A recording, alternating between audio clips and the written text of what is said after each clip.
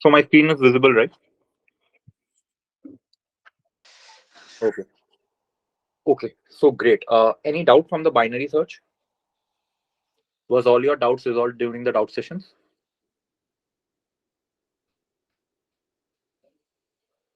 All good from binary search? Yes, Shubham. Okay, great. So let me start with recursion then. So recursion is a pretty tricky topic. Okay, so it's a pretty tricky topic.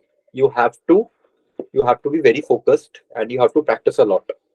Okay, because it's you have to think at a deeper level in recursion, literally, so that basically I will tell you what the definition of recursion is and how do we solve recursive problems. But recursion is kind of the base, like at least the thought process that you use during solving recursion problems is actually the base to solve dynamic programming problems also. So dynamic programming is nothing but recursion. It's kind of recursion plus memoization. I will tell you like what is memoization when we will reach the dynamic programming topic. But recursion is very important. Cool. Now, this concept of recursion is used in several kind of algorithms, in divide and conquer algorithms, in backtracking algorithms, in dynamic programming. So this concept of recursion is very important. Okay. So what is recursion? If you just do a simple Google search, you will see that recursion is nothing but, let me write what a recursion or like what's the definition of recursion is, and then I will relate while solving the problems. So recursion is nothing but recursion is the process of repeating items in a self similar way.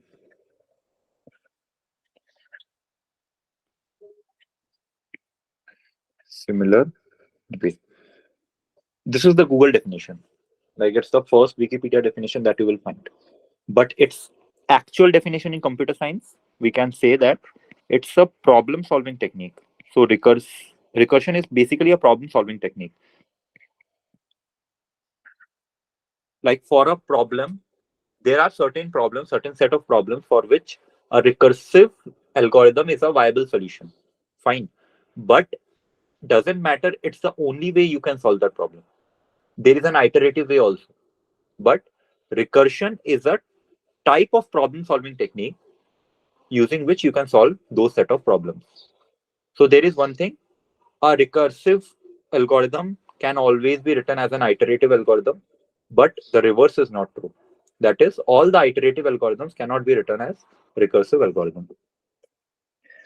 So there are a bunch of benefits in recursion. There are a bunch of benefits in iterative algorithm. Depending upon your needs, we choose whether we have to write a recursive algorithm or we will have to choose iterative algorithm. So recursion is nothing but a problem solving technique in which problems in which problems, I mean bigger problem, the whole big problem are solved by reducing them reducing them into smaller sub problems, of the same form. So what are important things here? First of all, okay, let me start with solving technique. First of all, it's a problem solving technique. Okay, these are the key points. Recursion is a problem solving technique in which the problem that needs to be solved, in which the problem are solved by reducing them. We reduce a bigger problem, reducing them into smaller sub problems of the same form. So these things are very important, that we will reduce a bigger problem into smaller sub problems of the same form. If these three criteria are satisfied, then we can say that the problem is solved using a recursive algorithm. Let me give you a very simple example. And before that, let me tell you why recursion. We use recursion because it makes our code very concise, fine, and it's actually a powerful tool to make your code very concise. And it makes your code look very elegant. You will see how. And there are several simple examples, but let me start with a, very, very, an example that is very close to the real world. Okay. So suppose we have, uh, suppose we have 90 students in the line. All good. We have 90 students in the line, and each student can only communicate with the person in front and the person at the back. Okay. Now have a look at the screen. Suppose I have 90 students. Okay, this way I have 90 students. For each student, it can only communicate with this student and that student. Okay, the line goes from left to right. Okay, this is how the line is. Now this student can only communicate with the student at back and student in front. Perfect. Now for every student, if I just go to the student and ask that student, okay, please tell me how many students are behind you. How that student can answer that question? He cannot count how many students are behind him.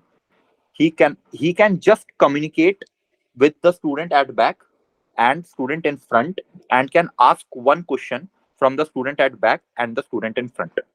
Not one question, it can be any sort of conversation between this student and the person at back and the person in front.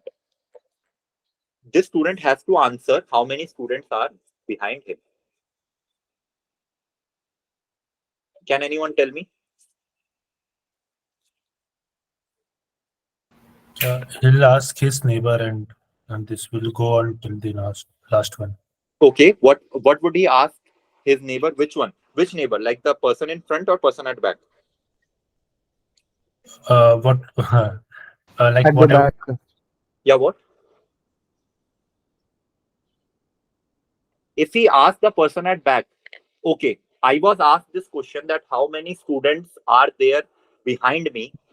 If he asks that the same question to the person at back and asked him to keep asking the same question to all the person behind him, will he be able to get the answer? Yes. Because if he asks this person in back, okay, you tell me how many students are there behind you, he will, suppose he returns 86. How many students are behind this student then? 86 plus 1, isn't Yes. it? Yes. Everyone understood this part? Mm. So this person will ask the student at back that, okay, tell me how many students are behind you. Again, this person doesn't know. So he will also ask the same question to the person at back. How many students are behind you? And then return +1 to the student in front. True? Understood this part? Everyone. If you don't understand, tell me now. It's a very simple example. Yes, Shubham, can you repeat? Okay. So I am asking this student, tell me how many students are behind you. Okay. He will ask the same question to the person at back. Tell me how many students are behind you. Suppose he returns 86. I will just add +1 and then return answer as 87. These many students are behind this student's back, isn't it? If number of students behind this student is 86, how many students are behind this student? 87, right? Like Hmm. number of students behind ith position student is basically number of students at I minus 1th position behind I minus 1 student basically plus 1. You can take it as I minus 1 or I plus 1. I don't care. I hope you understand this part. Got it? This I plus 1 basically represents ith student के पीछे खड़े होने वाला बंदा. Got it? Okay. So this is the recursive call. Now everyone tell me how long a student can ask this question. Can it go to infinity? Like every student can ask this question to the student at its back. Till there is no student left behind. Back means the last student has nowhere to go. The last student has nowhere to go. Last student cannot ask the same question. That like last student cannot go to the person at his back and ask them, okay, now tell me how many students are there, because there are no person at all. So my recursive call, can you see this is a recursive call? Okay, I will tell you how is this a recursive call. How is this algorithm satisfy all the three conditions that I have mentioned above? But do you see that the last student cannot make a further recursive call? That is, it cannot ask a student at back the same question. So our recursion stops at the last student. This is known as base case. I will tell you what base case is, but this is known as base case. For now, understand, base case is, we put base case in a recursive algorithm because we want to stop the recursive algorithm somewhere, and base case helps us to stop it. Now, let's see how it is a recursive algorithm. Number of students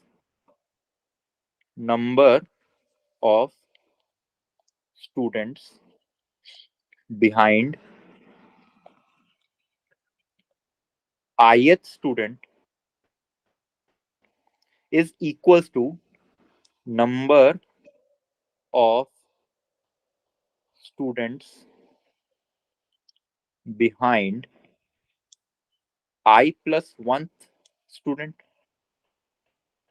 So we have reduced the bigger problem to a smaller problem.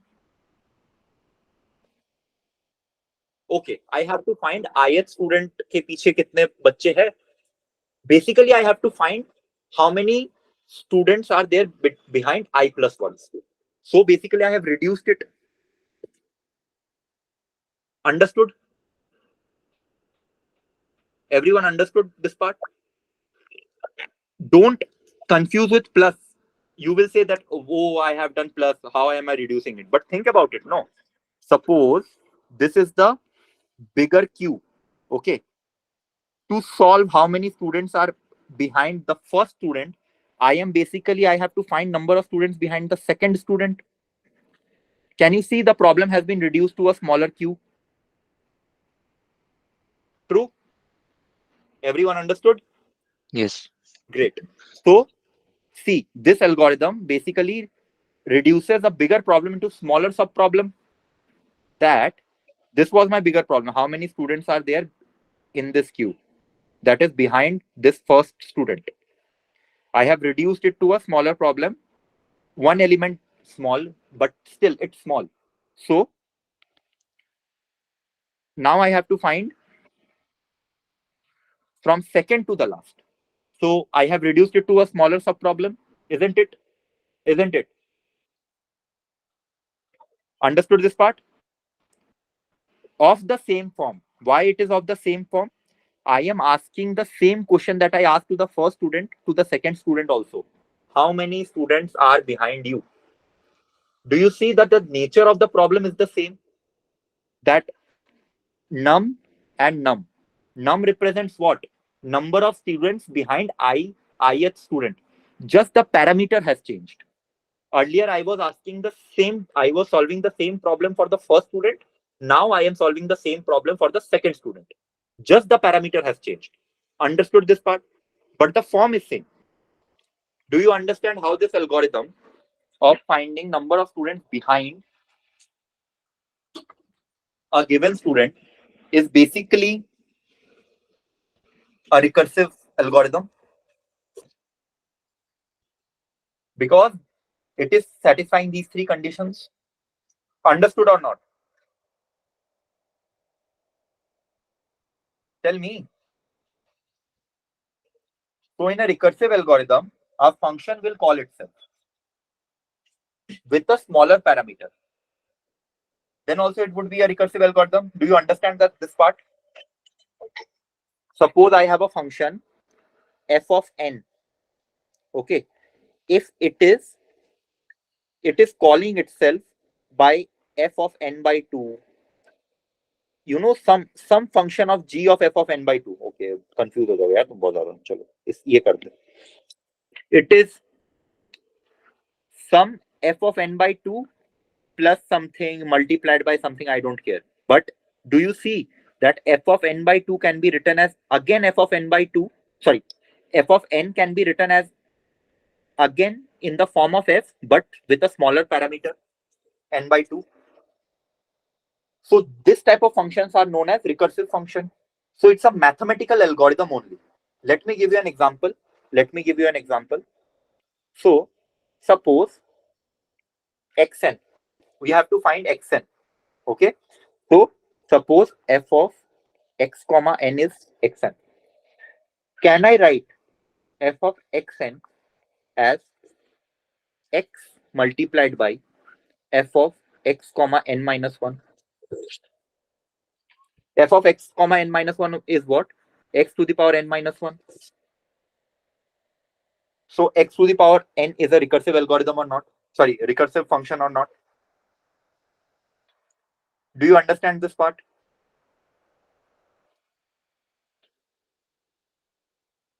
Cool. Now, so this is recursive algorithm. So this is recursion basically. So the steps that you are taking to solve that problem will be recursive in nature. Yeah, Mohammed Samish. Shubham, basically we have a for loop and while loop also. Then why do we need these recursion kind of things? Yeah, so you will see the code that recursive algorithm is much more elegant.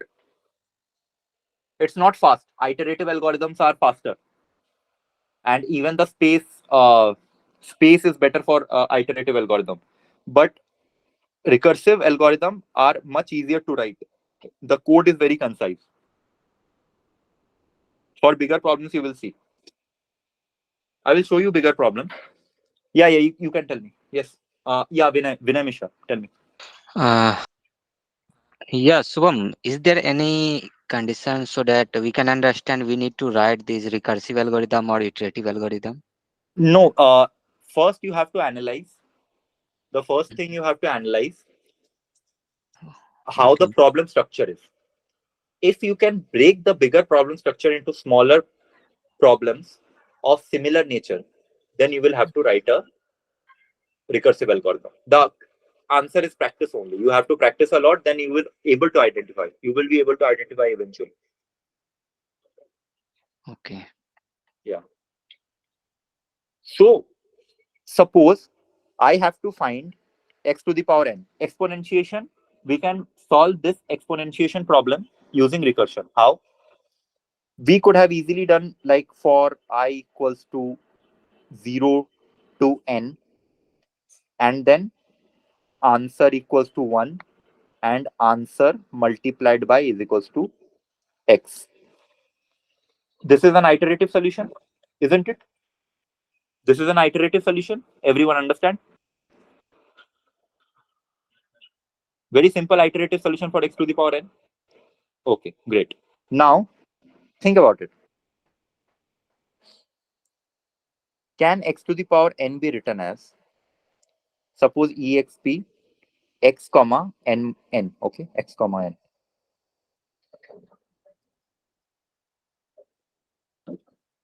Okay. Another thing I want to discuss is the base case, right? Yeah. What I told you that the bigger problem is reduced to smaller sub problems. Do you understand we cannot reduce a thing infinitely? There would come a case, right, that where you have to stop dividing it further, stop reducing it further. That case is known as base case. I will show you with x to the power n as example. Now, as I told you that x to the power n can be written as x multiplied by x to the power n minus 1. So to find x cube, if I find x square, I can just multiply x with it and I will get x cube. Isn't it? Isn't it? For x square, I can find x and then multiply x with it, and then I will be able to get the answer. For finding x, it is basically I have to multiply x with 1. Okay. Now think about it. Suppose while finding this, n minus 1 cannot be reduced indefinitely, right? Else it will reach up to minus infinity. Our computer won't be able to take it, isn't it? Tell me. Tell me.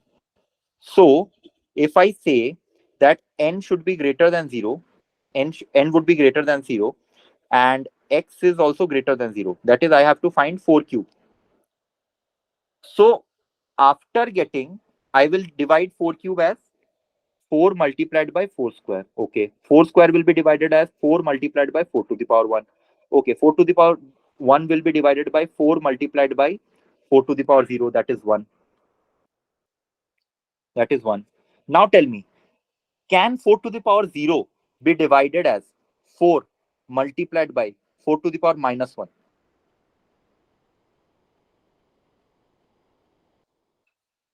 Tell me. Can it be done by the computer?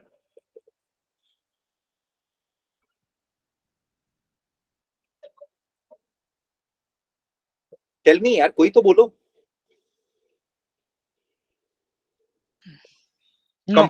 Computer के लिए 4 to the power minus 1 will be what? 0, isn't it? Yes, yes, yes. So if it is 0, then 4 multiplied by 0 is what? 0. So is 4 to the power 0 is 0? 4 to power 0 is 1. No. 1, right? So Yeah. computer is giving me wrong answer. Yes. After, as we keep reducing my parameter more and more, what is happening? After a point of time, I cannot reduce it further. After that, computer will start giving me wrong answers. True? Yes. So do you see that we should have written x to the power n is nothing but 1 if n equals 0. Otherwise,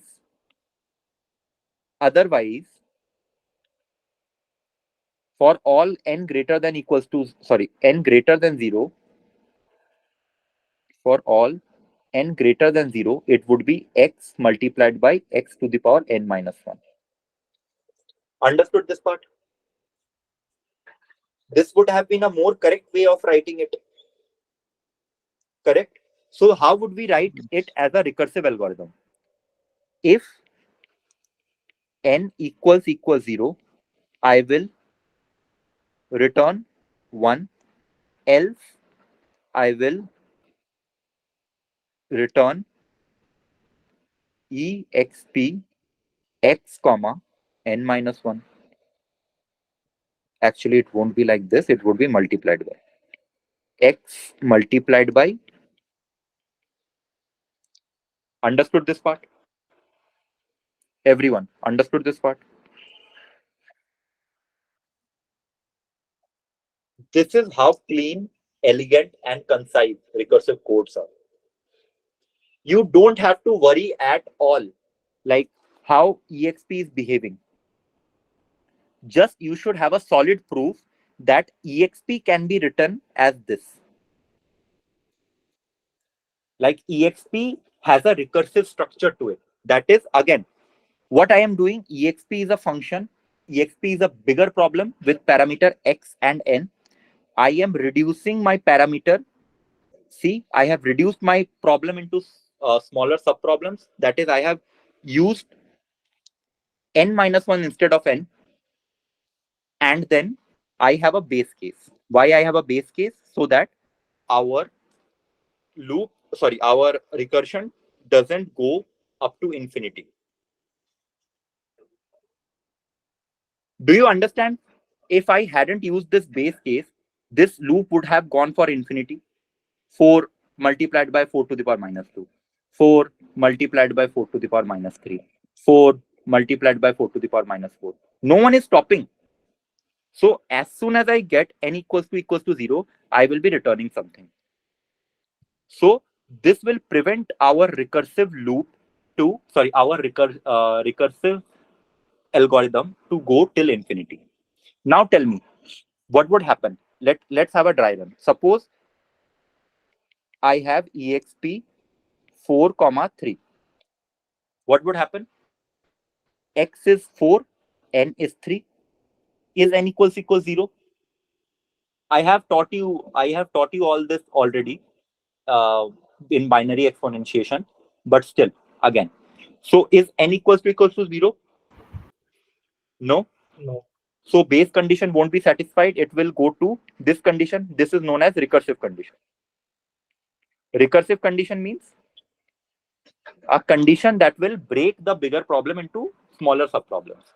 Base condition means base condition is a condition that will stop your stop your recursive calls to go up to infinity. Okay, this is base condition. This is recursive condition. So 4, 3. How for calculating 4, 3? What the computer will try to calculate? It will try to calculate exp 4, 2, isn't it? Isn't it? It will try to calculate exp 4, 2, and then it will multiply it with 4 and then return it to exp 4, 3. Okay. For exp 4, 2, what the computer will try to calculate? It will try to calculate exp 4, 1. True. Again, the recursive condition will satisfy for this. For exp 4, 1, what would happen? It will try to calculate exp 4, 0. Now tell me, for exp 4, 0, which condition will satisfy? Base condition. The base condition, because in exp 4, 0, n equals to 0. See, n equals to 0. Base condition is satisfied, so it will return 1. So exp 4, 0 won't go into recursion again. It will just simply be 1. So 4 multiplied by 1 is 4. That will get returned to exp 4, 1. Got it? See, I am returning to make it bigger. I am returning x multiplied by exp n minus 1. So when n minus 1 was 0, that is when I am trying to calculate exp 4, 1, this turns out to be 1, this turns out to be 4. So it will return 4 multiplied by 1 as the answer to exp 4, 1. Do you understand this part? Everyone? Tell me. Great. So 4 multiplied by 1 will be returned. So exp 4, 1 can be written as 4 multiplied by 1. So 4 into 4 multiplied by 1 will be returned to 4, 2. That is 4 multiplied by 4 multiplied by 2. 4 multiplied by 4 multiplied by 1. This thing will again be returned 4 multiplied by 4 multiplied by 4 multiplied by 1. This is the final answer to AXP 4, 3. Tell me. Do you understand what is happening in recursion?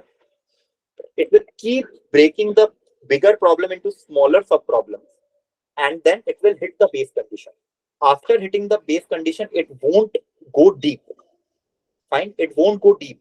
It will start returning the answers, and those answers from depth, it will come out as a bubble to the top. Do you understand this part? Any doubt?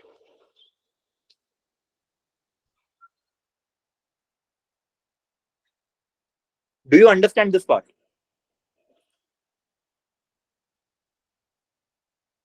Okay, great. So I have told you what a recursive case, what a base case. Okay, fine. Is there a better way of solving x to the power n?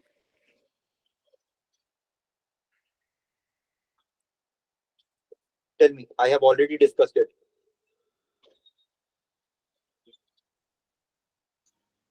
Come on, guys, give me a better way to solve it.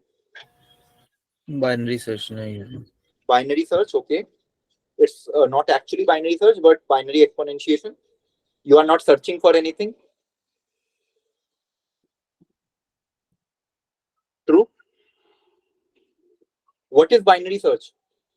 I have told you many times, right? In the previous example, searching for binary search is nothing but a type of search where you divide the search space into half every time. That's all binary search is. In x to the power n, you are not searching for anything. It is binary exponentiation. Use your terms right, okay? So if n equals to 0, I will return 1. Correct? If n is even, I will do x n by 2 multiplied by x n by 2. If n is odd, I will do x multiplied by x n minus 1 by 2 multiplied by x n minus 1 by 2. Correct? This part, do you guys understand this part? Everyone? So can you understand that to find xn, we have to find xn by 2. To find xn, we have to find xn by 2. Do you see how a recursive structure is being made? To find xn, either we have to find xn by 2 or xn minus 1 by 2. Same form, that x to the power something, x to the power something, x to the power something. Only thing, the problem size has been reduced to further sub problems. The bigger problem has been reduced to further sub problems. That is, bigger problem n has been reduced to smaller problems. And these smaller problems should get close to base case every time. Do you understand this part? That if you keep dividing n by 2, n by 2, n by 2, there will be a time when n will be 0. Isn't it? Understand this part? Yes. So, however you are reducing the bigger problem into smaller sub-problems, those smaller sub-problems should take you towards the base case. If it is diverging away from base case, it will be an infinite loop, right? Do you understand why? Because base case is the condition that is stopping your loop from running infinitely. And if your reduction, however you are reducing the bigger problem into sub-problem, is diverging away from base case, so base case will never be hit and you will keep reducing it for till infinity, isn't it? Do you understand this part?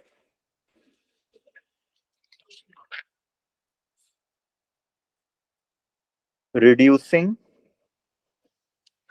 your bigger problem to smaller sub-problem should lead you to, should take you close, should take you closer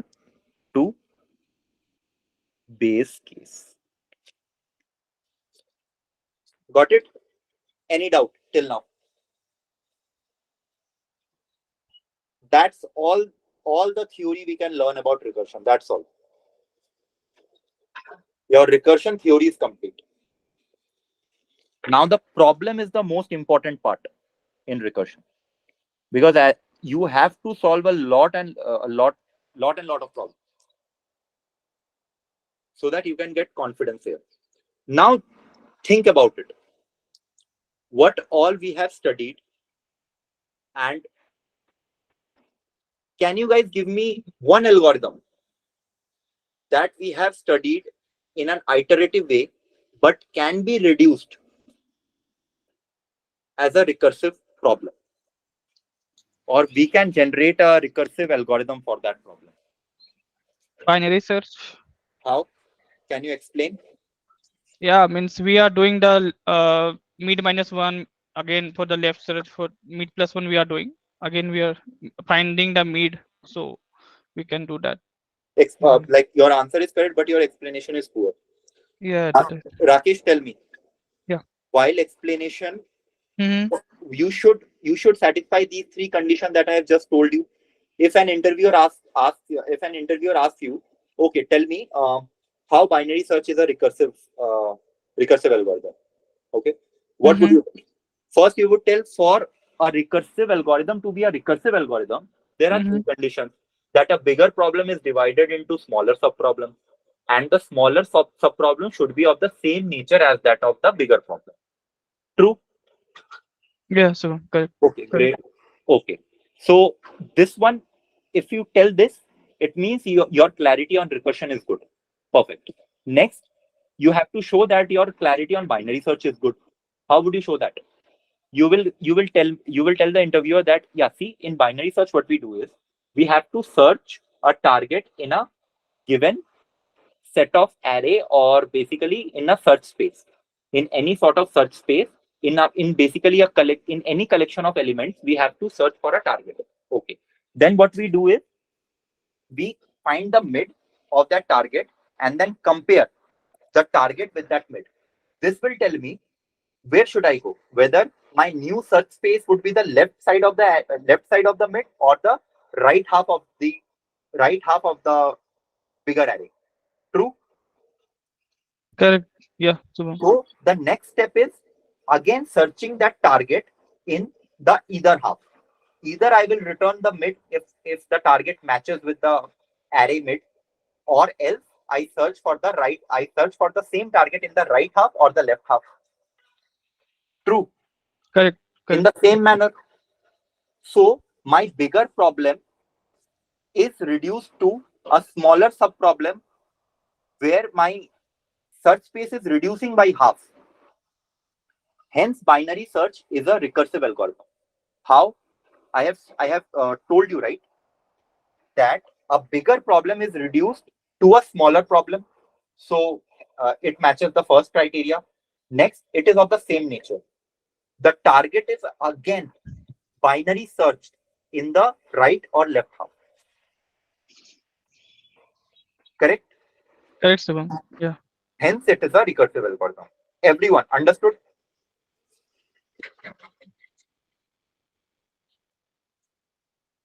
Let me have a pictorial diagram of it. 1, 2, 7, 8, 9, and 10. I have to find 9. I will check the mid. 7. Okay, I have to do bin search of 9 in this whole big array. I have to do bin search of 9 in this whole big array. I am taking 9. I am finding the mid. I am checking whether this 9 falls in the right half or the left half. Correct? I see that my 9 falls in the right half. So basically, binary search of 9 in the whole big array reduces to binary search of 9 in the smaller right half of the array. True or not? Yes. So do you see that how binary search is a recursive algorithm? Great. Now tell me another problem. Can Fibonacci numbers Yes. Fibonacci can be reduced to a recursive problem? True. Yeah, true. Great. Okay. Can factorial be reduced as a recursive problem? Yes, sir. Yes. Because I have to find n factorial. Okay. N factorial can be written as n into n minus 1 factorial. Can you see? Again, I have to find a factorial, but just with a smaller parameter. A smaller parameter means I have reduced the bigger problem into a smaller problem, isn't it? What would be the base case for it?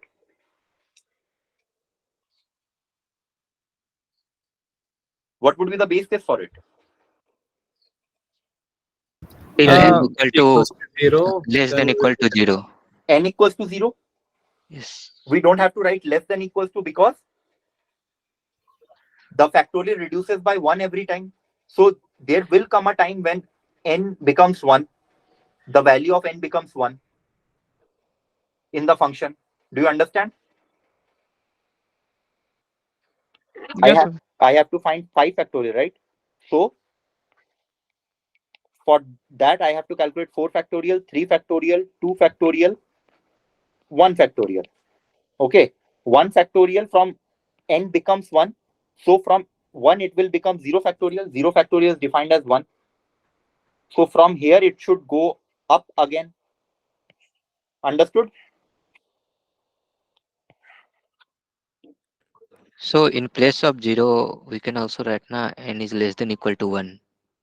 It That's will also right. become, That's also right. yeah. Cool. Any doubt?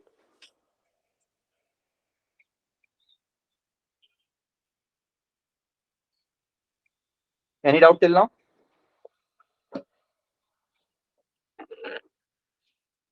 बताओ यार हाँ ना कुछ तो बोलो. Nice one. Okay. No doubt. Okay. So let me discuss.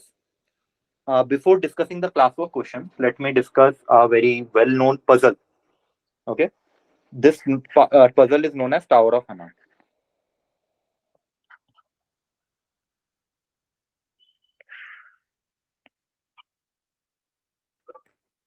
Okay. Yeah, Shriram. Sir, actually, after seeing the question, how we can get to know that these can be solved in the recursion? Yeah. Like even for binary search, you cannot do that. It comes with practice only. The thing is, as you keep solving more and more problems, you will be able to find some patterns. I told you, right? You have to make some observations in front of the interviewer. In front of the interviewer, you will keep making some observations that you will dissect the problem, and while dissecting the problem, you will see that yes, I can find a structure, optimal substructure for it. Not optimal substructure, like this term should be used with dynamic programming, but in recursive substructure, in recursive algorithms, you will see that a bigger problem is getting reduced to a smaller problem. It all comes with observation. There is no hard and fast rule. Like just by looking at the problem, you can never tell what concept you wanna use. Okay. You can never tell. You just have to keep practicing. Eventually you will get a feel that this can be solved using recursion, this can be solved using binary search. So actually there's nothing can be done here. You will have to make observations in the question that okay, these are the observations that I'm making, and if you are able to make that observation that this bigger problem can be reduced to a smaller sub problem, then a recursion will be. So observation is the key, and that comes with practice only. In binary search, the observation is that if this solution is not getting satisfied, 100% all the solutions to the left of it or the right of it won't be satisfied. This is the observation. So basically, there is an increasing structure in binary search. Are you getting it a bit? Yes, sir. So these things comes with observation. Uh, Yeah. One question, Shivam. Yes. Suppose we know that we can solve this algorithm in both the approach, either in iterative or by using the recursive. So which approach is good to go Okay. in real life example? No, so if you have to write a elegant code, you will use recursion. Okay, your recursive codes are very small, very elegant, and very easy to write. Once you get the concept, But fine. But iterative approach is more memory efficient because in recursive approach there is a concept known as call stack. A call stack is maintained because one function is calling itself again, that function is calling itself again, that function is calling itself. So a call stack is created. That call stack increases the space. That needs more space. You can easily search in gigs for gigs that what is recursion and the call stack problem in recursion. Why? Like what's the pros and cons of recursion over iterative algorithm? And mostly your interviewer also many a times asks, okay, you have given me the recursive solution, give me the iterative solution as well. okay. So that's how generally it happens. Hey Subham. Yes. Subham, actually there was a problem with means I always able to not able to recognize Hmm. where should I go for the static variable for the answer where we return return type as integer in Hmm. any problem. Hmm. So I always get confused that sometime that I should go for a global variable for a return type, or should go for a means in local variable should I make the changes and should I return that? That's a language related No, concept. no, not a language data Subham. Means sometimes I means in question only. Hmm. Means I mostly go for this one local variable only because in recursion advice is like go for local variable only because Okay. the at any because it Okay. in recursion you for a Go, go for the local variable, but pass the value of that, not the address of that. Because once you are out of that local block, the address gets destroyed. That comes out of the scope. Do you understand this part? correct Subham. I got it, but I'm talking about in Java only. Huh? Mm-hmm. No. So in Java only I'm talking about. So but in some problem you required to pass a global variable as well. I am either a global variable or basically a reference of the global variable. Correct. Yes. Right? So So that so that inside the recursion, the global variable's value gets modified every time. every time, correct. Okay, So got it. so this is one kind of problem. And So what's second the time problem here? What are the problems?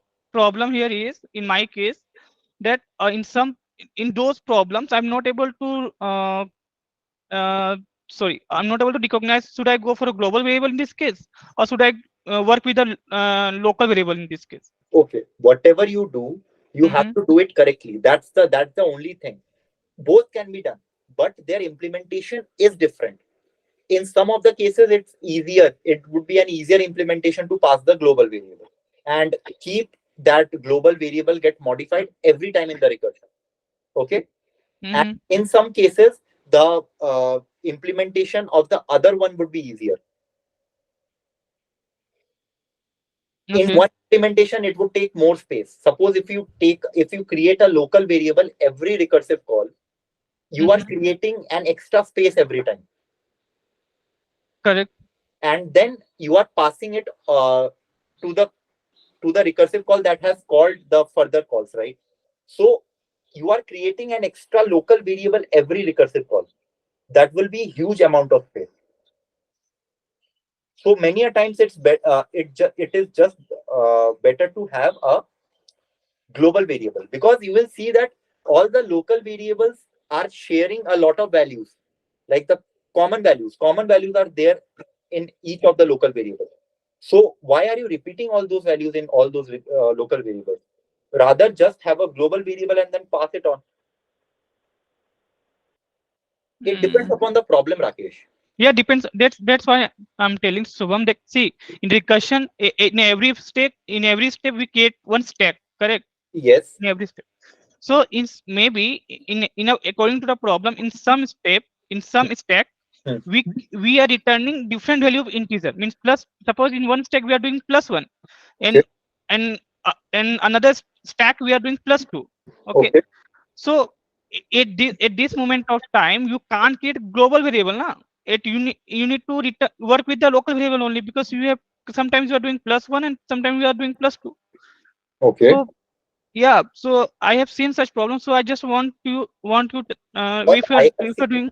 what I have seen, the final answer, whatever I am returning, is generally passed as a global variable. Mhm. Global variable in the sense, along with the function, answer parameter will be passed, where at every recursive call, that answer parameter will get modified. Mhm. The answer that I will have to eventually return. Okay. That's the thing. Uh, It completely depends upon the implementation. Some of the implementation local variable is easy. Some of the implementation difficult. Sorry, global variable would be easy. uh, can I say something? Yeah, yeah, sure. Yeah, so I think he's confused about that, so maybe I can answer it. Yeah. These local variables sometimes depends upon the return type also. Like if you take the binary search problem only, so you are declaring local variable mid inside. Okay, so when you are returning and your return type is int, so you are returning the mid, right? Okay. So it does not always depends, like you will return either local variable or global variable. So you need to check how you are implementing this thing. I can show you two implementations directly. For example, uh,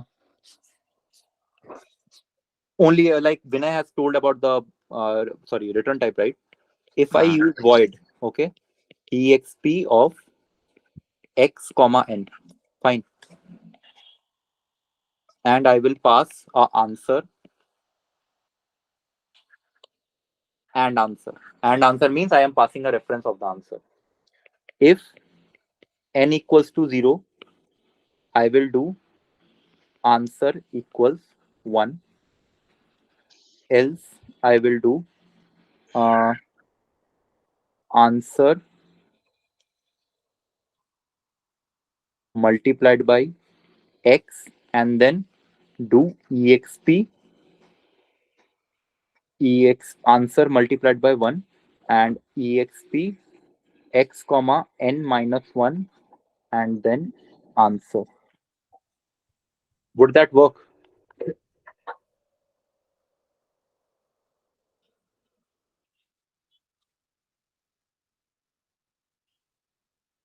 Tell me. Suppose e I have created one answer, right? Int answer, and then exp 4 comma 3, and then answer I am passing. This should work now. You are passing the reference now. Exactly. So this global variable is getting modified at every recursive call. Correct. Yeah.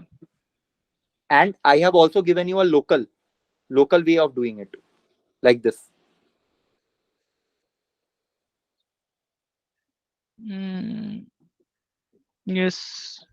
Mhm. True. Correct, Subham. So Okay, Subham. completely depends upon the implementation. Mhm. But the concept remains the same, the recursive structure. You have to find that recursive structure first, and then see what can be done. Whether a global variables passing global variables would be easier to implement, or passing local variables. Okay, Subham. Sure. See others code. Okay, in lead code, see others code. You will see that how I am telling you guys again and again. I will tell you the theory, I will tell you the pseudocode. But while implementation is also very important. And while finding the implementation, go through others' code. That's very, very important. If you go through others' code, your code reading habit will increase. Because eventually, as you enter as a software engineer, your code reading habit should be very good. Whatever the code is written, you should be able to understand that what that code is doing. You should have that mental stamina to go through someone's code and understand what that is doing.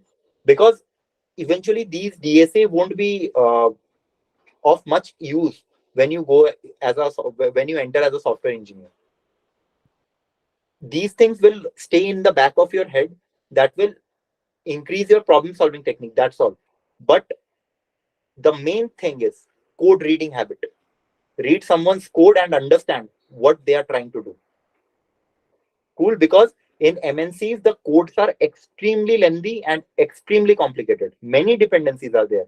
Like if you read this code and MNC code, it's completely different.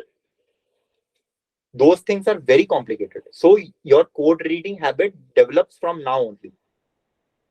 Read smaller codes such that of DSA, and then you will be able to read codes of big microservices, monolithic architectures, whatever. Fine. Okay. So let's solve Tower of Hanoi problem.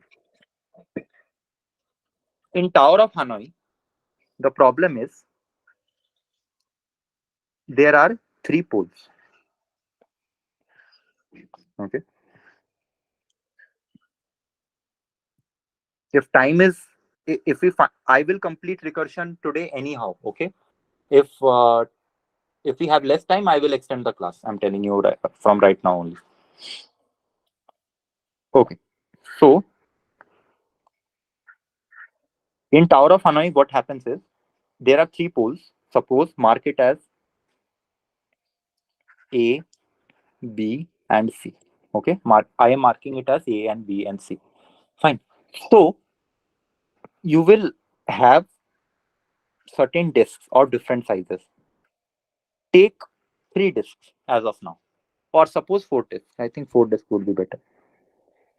Of different sizes. One disk would be smaller than the other. So for a disk of smaller sizes, eventually as you go up, it will be decreasing in size. What your target is, you can use this B to move all these 4 disks to C. Okay.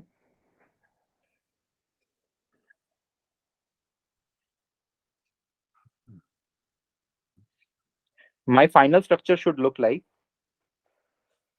this.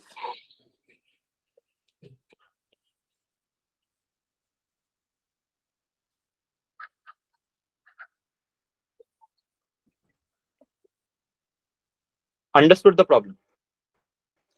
One condition that at any case, a smaller disk, sorry, a bigger disk cannot be written. Sorry, cannot. What I'm saying, just a second. A bigger disk cannot be placed on top of a smaller disk. That's the only condition. Let me give you a small example with 3 disks. Okay.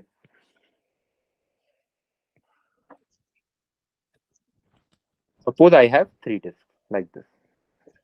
I have to shift all these 3 disks in the same pattern to from A to C. Can you see if B wasn't there, I cannot just shift all the disks from A to C. Suppose B is not there. Can you shift all the disks from A to C without ever placing a bigger disk on top of smaller disk? Can you do it?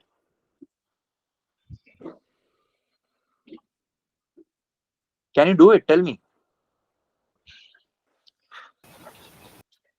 We No, have right? No, only 2. No. no. Right. Even if we had 2 disks, then also we couldn't have done that. Even if we had 2 disks, what would you do? You would take out the smaller one and then place it in C. Then what after that? Nothing could be done, right? Yeah, right. So we need another disk, sorry, another pole, auxiliary pole that we will use to shift all the 3 disks from A to C in the same manner. Like I will place all the disks in the same manner in C also. How? The first thing that could be done is, okay, what the first thing can be done? Just a second. बताओ यार क्या कर सकते हैं इसमें? Yeah. कोई बताओ. Yes. Put first disk in C. Okay, very good. Then second disk in B. Okay. Second disk in B. Wait. Let me remove it from here. Okay, now. Then put disk of C. In B. mm, Okay. Yes. Can I put Yes. A disk? Put A C. disk. Okay. Can I put A disk in B? No, Why? because A disk is bigger Bigger. and B disk is smaller. Very good. This is the thing that we cannot do. This is an illegal move. Okay. Yeah. So I would be putting my C disk here and then Put A disk in C. excellent. Put A disk in C. Now put B disk in A, B disk in A. and again put B disk in C, Okay. and then A disk in C.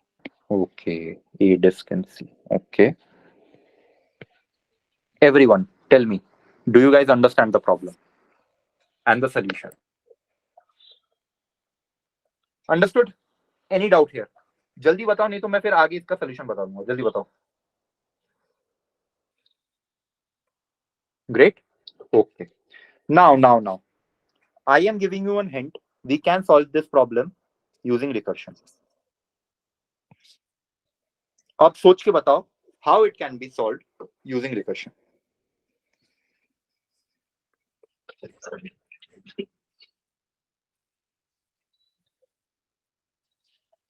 I have to move 4 disks from A to C using B. Okay. Fine. Now tell me pick and non-pick concept. Okay. Who answered me this? Who answered this question? Okay, Praveen. Tell me how. Pick and non-pick. How?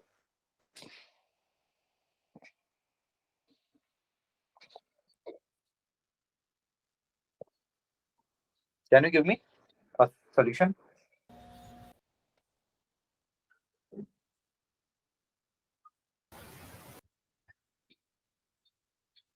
I mean, Sriram, you asked me, right, that how would we see that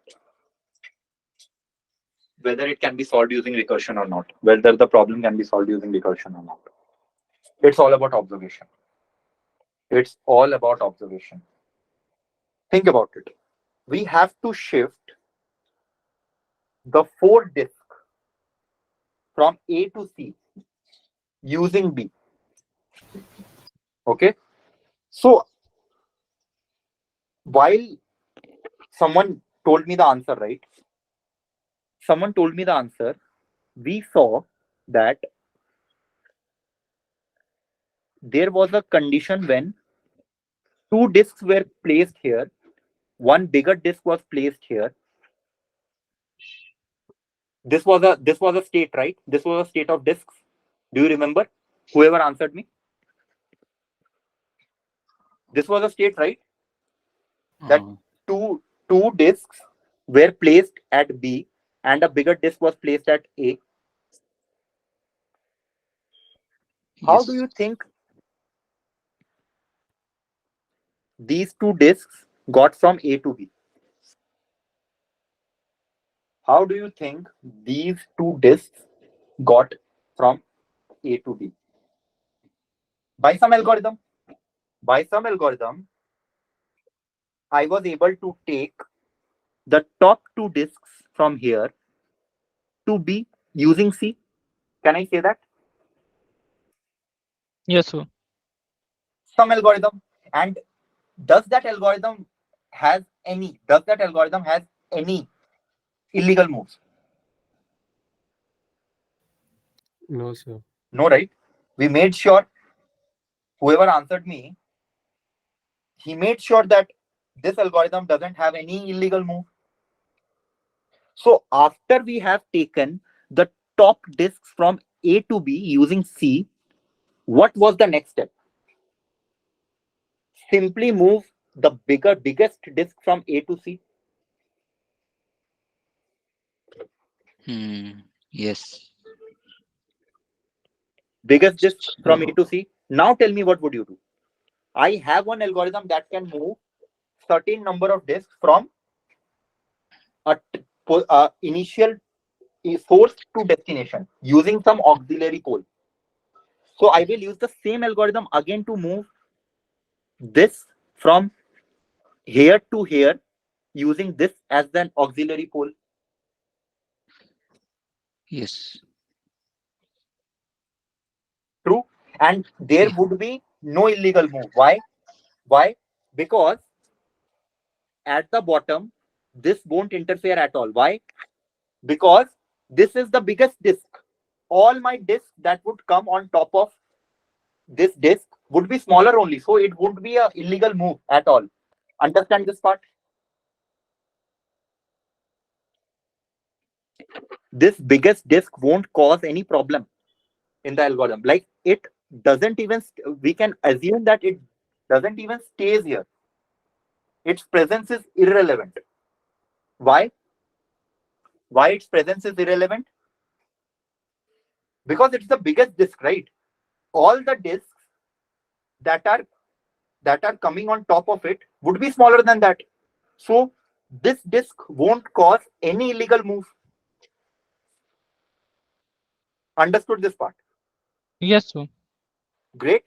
So I told you that Tower of Hanoi problem can be solved using a recursive algorithm. How it can be solved using recursive algorithm? Simple.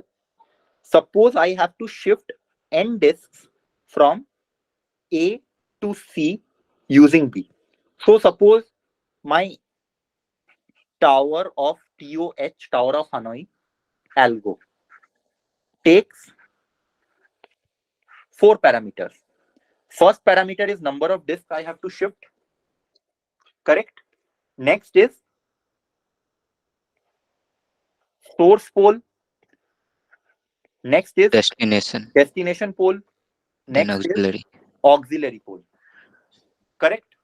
Now tell me, how would you start for a 4 disk problem? TOH algo. I will put N as 4. Yes. Source as A. Destination as B. C. Destination as C. And auxiliary as B. True or not? Yes, I sir. have to move 4 disks from A to C. So source is A, destination is C, auxiliary is B, because I have to move from A to C using the pole B. True? Yes. That is nothing but TOH algo. For solving the bigger problem, I would have to solve the smaller problem. What would be the smaller problem? Okay, I don't care how would I move from the 4 disks. Suppose I have this algo in my hand. Okay, in recursive algorithm, you have to think like that. That suppose TOH algo works. If my TOH algo works, then I can use the same algorithm to shift the top 3 disks from A to B using C. Correct? I have to write TOH algo. Okay. Before writing it, I assume that it will work. 100% it works. So what would I do? My first step would be to use the same TOH algo to shift the top 3 disks from A to B using C. Next, what would you do? Next step would be shift the biggest disk from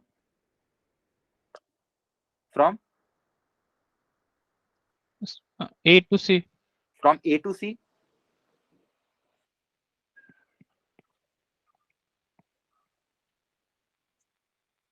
Next, plus TOH algo. It shouldn't be actually A to C. It should be source to target or destination. Do you understand why I had written it like this? Yes. Because It will source and change. destination keeps changing. Sometimes source will be A, sometimes source will be B, sometimes source will be C. Destination can also be A, B, C, anything. Correct? Correct? Yes, sir. Yes. Okay. So TOH algo will be again move 3 from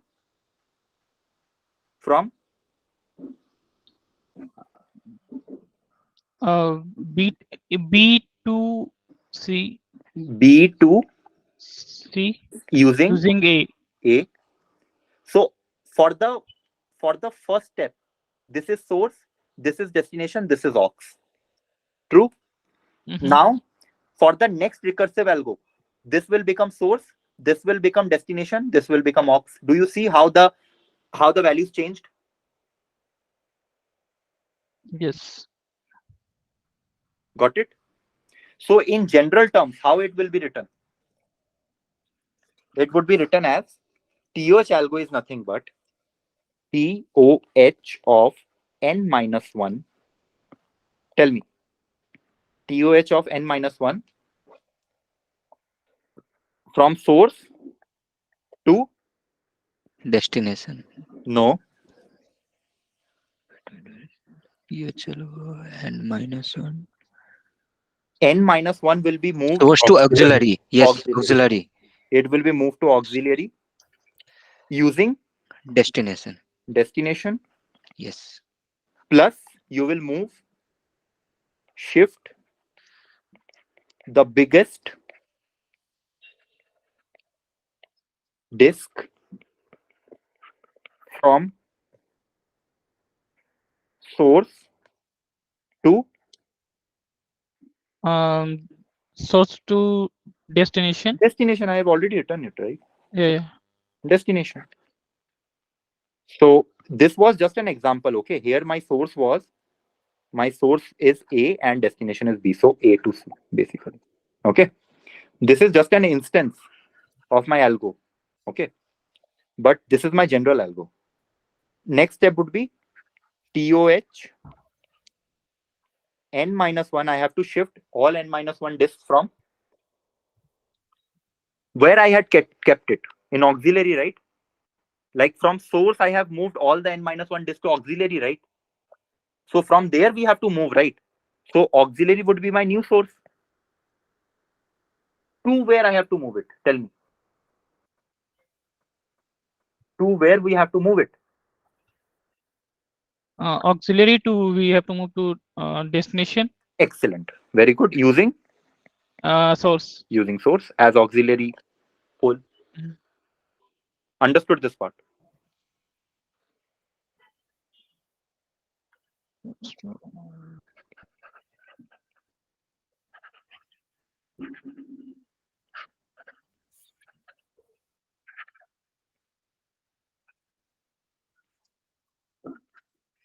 Okay, this is algo, huh? TOH algo. देखो भाई बहुत simple है. I told you, right? Recursive algorithms are extremely simple once you are able to find what the recursive structure is. You don't have to worry उसके आगे कुछ भी. Base condition is very simple. You understand, right? If n is equals to 1, that's the base condition. Or when n equals to 0, just return. You have nothing to shift. Understood? Understood? Yes, sir. Okay. So now think again. I am repeating. Very simple. I told you the recursive algorithms becomes very simple once you are able to understand the logic. The logic is I have to pass from A. There are 3 poles A, B, C. I have to pass these 4 disks from A to C. The only constraint is you cannot have a bigger disk on top of a smaller disk. Cool, great.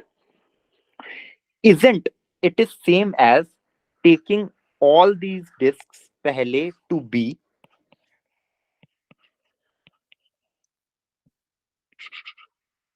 and then take this bigger disk to the destination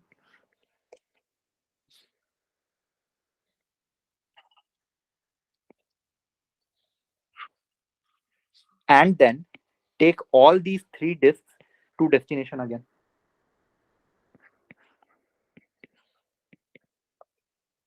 Correct? Same? It's the same? Yeah. So if I told you, right, we have to assume that we have an algo for that. For finding the value for 4, we have an correct algo for that. We can use the same algo to find for 3. So do you understand that how I have divided my bigger problem into smaller problem? That to shift the 4 disks, we first have to shift 3 disks. Whatever the solution is, on top of that, just I will shift the biggest disk from A to C and then again shift those 3 disks. So I have reduced my bigger algo to a smaller algo. Understood this part? Of the same form. Those 3 disks would also be shifted in a similar form. Just that the parameters change. How the parameters are changing? The pole numbers are changing and the size of the disk collection is changing. Yes, Sandeep, tell me. Sir, it means there is no restriction for moving a number of disks, right? There is no restriction. No. You will move one disk at a time. Okay. You will move one disk at a time, of course, yeah. Else you will move all the 4 disks from A to C directly. No, you cannot do that. You will have to move. I thought it was very obvious, but yeah, I'm sorry, I didn't mention it. You will have to move one disk at a time, and you can just move one disk from the top. Okay, and the same restriction that Previously, yeah, I was not having any doubts, sir. But in this example, you have shift on directly 3, na? That's why I was just asking. Okay, oh God, I am not shifting directly 3. Okay, I think you have not got the point of the problem. See, I had 4 disks. True. I have to shift all these 4 disks from A to C. Correct? Yes, sir. By just shifting one disk at a time, and that restriction that bigger disk cannot be put on top of it, and we will always shift it from the top, whatever. All these restrictions are there. True? Yes, sir. Suppose I have an algorithm for that, for 4 disks. Can I use the same algorithm to be applied on these 3 disks, to shift all these 3 disks from A to B? Okay. Got it, sir. Got it. Got it? Is that point? Okay. Yeah, that's the recursive structure, right? Yes, sir. It's same as finding n factorial. Suppose I have a function to find n factorial. Okay, can I use it to find n minus 1 factorial? I just have to change the parameter. Instead of passing n as a parameter to that function, I have to pass n minus 1 as the parameter. Correct? Yes, sir. So if I have already found n minus 1 factorial, I will just multiply it with n and return the value to n factorial. So basically, we have divided the bigger problem into smaller subproblem. Yes, sir. Same I am doing here. I have a bigger problem of shifting 4 disks from A to C using B. I will be reducing it to shifting 3 disks. These 3 disks from A to B using C. Then I will shift the biggest disk from A to C. Then I will shift these 3 disks that I had shifted in the previous step from B to C using A. That's what I have written here in this part. Understood? So, Yes, sir. Great. Yeah, Vinay, tell me. so can we shift any number of disks by using this 3 tower only? Any number of disks means?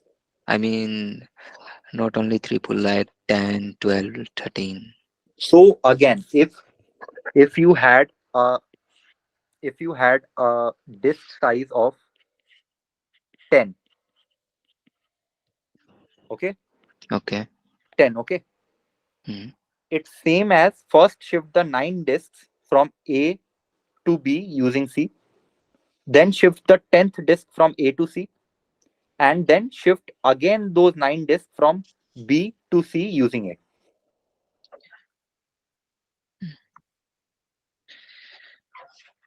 Aren't you able to understand this one? Yeah, this thing I understand, but my question Huh? is there any condition in this tower of Hanoi, like if we have 3 tower, then we can shift only this number of disk No, there is maximum? like Is if there there are any 3 towers, maximum? what? If there are 3 towers, mean? Means we have only 3 towers, A, B, C. Yes, a tower of Hanoi has always 3 towers. The problem structure is like that. But I think tower of Hanoi is applicable for 5 tower also, no?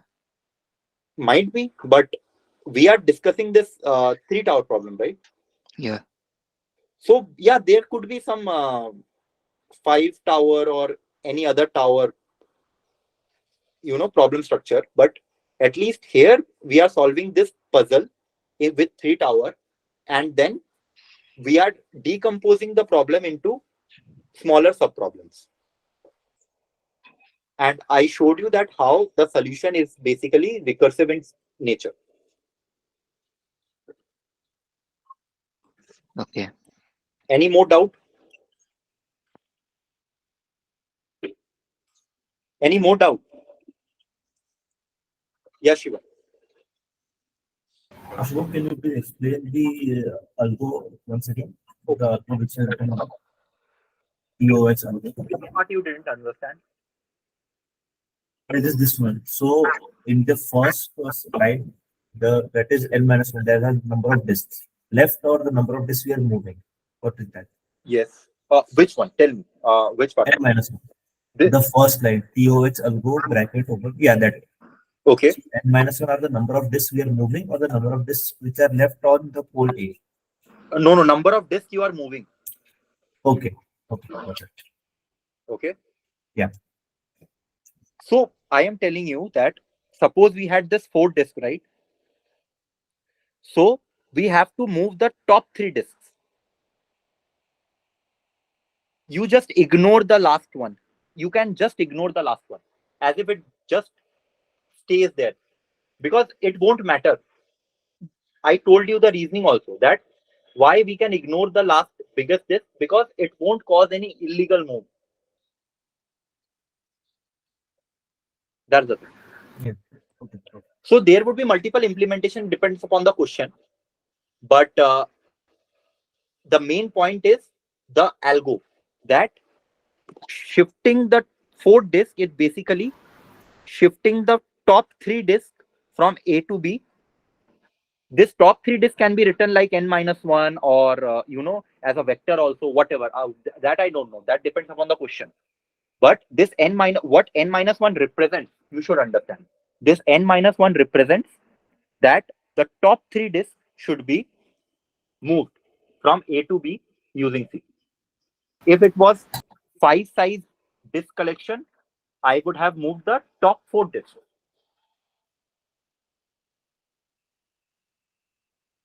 Understood? Again, you can easily see that it was asking to move the top 3 disks, right? Okay. For moving the top 3 disks, what do we do? We move the top 2 disks. For moving the top 2 disks, what do? We move the top 1 disk, and top 1 disk is the base condition. What do we do while moving top 1 disk? So we move this from here to here, source to aux, source to aux. I will move the smallest here, and then after moving from source to destination, I think for moving 1 disk, what you will do is you will move it from source to destination. All good. Next, moved. Now the second disk has to move n minus 1. The first disk has to move from source to aux. You will have to do a dry run for that. Like a 4 dry run would be extremely huge. So let me do a 3 dry run. Though I had already shown you the three disk dry run, but let me do it using this algo. Okay, source to aux desk. I think I should do the dry run here itself. Okay, do let me know what should be my next step using this algo. Now tell me. The first step is this. What should I do? To move 3 disks, I have to move 2 disks from. Guys, tell me. A to A to B. I have to move. yes, I have to move the top 2 disks from A to B using dest. Okay. using C. Again, Yes. focus on that. For moving 2 disks from A to B using C, what would I do? I would move the top 1 disk from A to B using C. Correct? Yes. For moving 1 disk, I don't need to use C. So the base case would be simply move from A to source to dest. Correct? This is the first step. Okay. So next, what would you do? I would move source to dest. This part from source to dest. Next, aux to dest. This 1 disk I would move from aux to dest.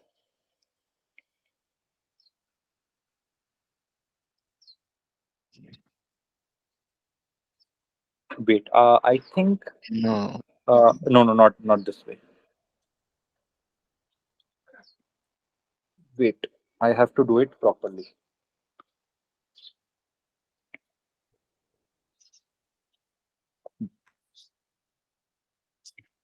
TOH of 3 comma A to C using B is nothing but TOH of 2 comma A to B using C. Correct? Plus shift the biggest disk.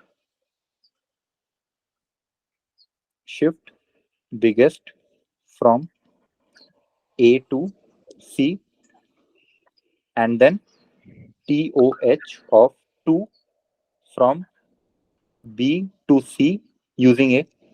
Correct? This part? Okay. Now focus on here.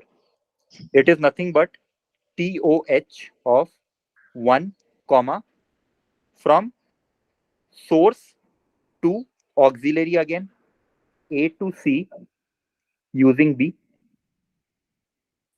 Shubham, can you dry run with the ABC the Yes, graph? I am dry running, right?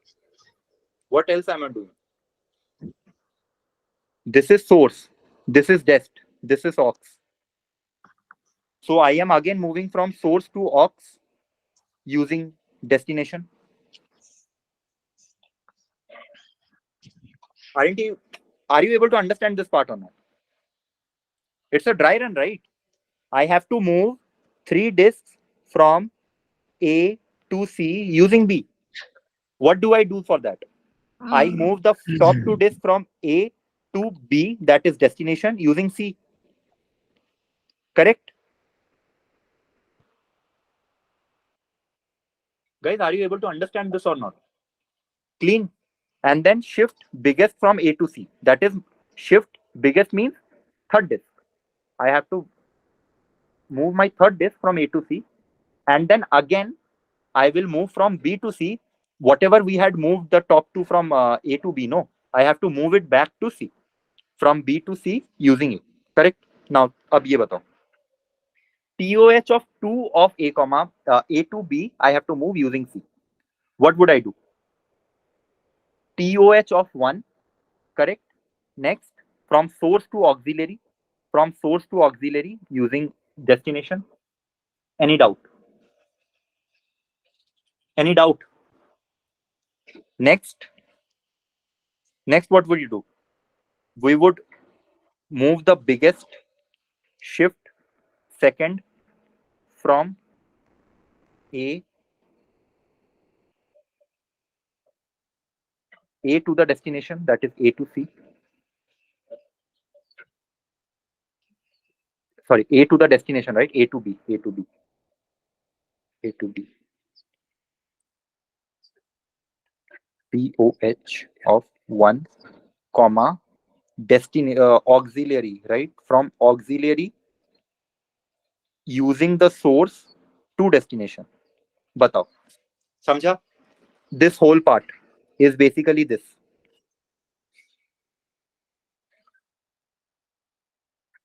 बताओ समझा कि नहीं ये वाला? Match करो, match करो, करो match. This is source, this is destination, this is aux. क्या करते हैं? From source to aux, that is A to C, using destination B. Then we do what? From source to destination, we move the biggest disk, that is from A to B. I would move the biggest disk, A to B. Next, what would we do? We would move from auxiliary. We would move from auxiliary to the. We would move from auxiliary to the destination using source. समझा? ये वाला part समझा किसी को? Auxiliary destination source, right? Auxiliary destination source. हाँ. Clear है ये वाला part? Check it from your side. I would do the same part here also. Tell me, अब बताओ क्या करोगे इसमें? POH of 1, comma.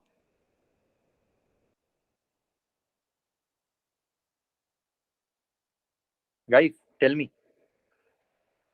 What do we do? What should I write? C to A using C. Excellent. Because I will be moving from source to the auxiliary using C. Next, what would I do? Shift. Yeah. Second, from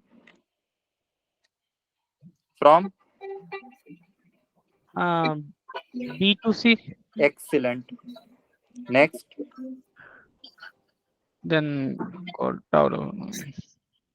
auxiliary to destination. Yeah. बताओ. C to नहीं C. auxiliary to destination. sorry, A to C using B. A to C using B. Everyone clear? I know confusing है, but ठीक है ना? थोड़ा बहुत सोचो ना कि भाई ये है अब मेरा नया सोर्स, ये है मेरा नया डेस्टिनेशन, ये है मेरा ऑक्सिलरी. दिमाग में क्लैरिटी होना चाहिए कि भाई हम क्या कर रहे हैं. हम सोर्स से लेके पहले ऑक्सिलरी तक ले रहे हैं यूजिंग डेस्टिनेशन. अब ले लिया ऑक्सिलरी तक, अब ऑक्सिलरी से भी तो लेके जाना है डेस्टिनेशन तक यूजिंग सोर्स. लगा दो, है कि नहीं? समझा? चलो अब बताओ इसका आप क्या करोगे आगे?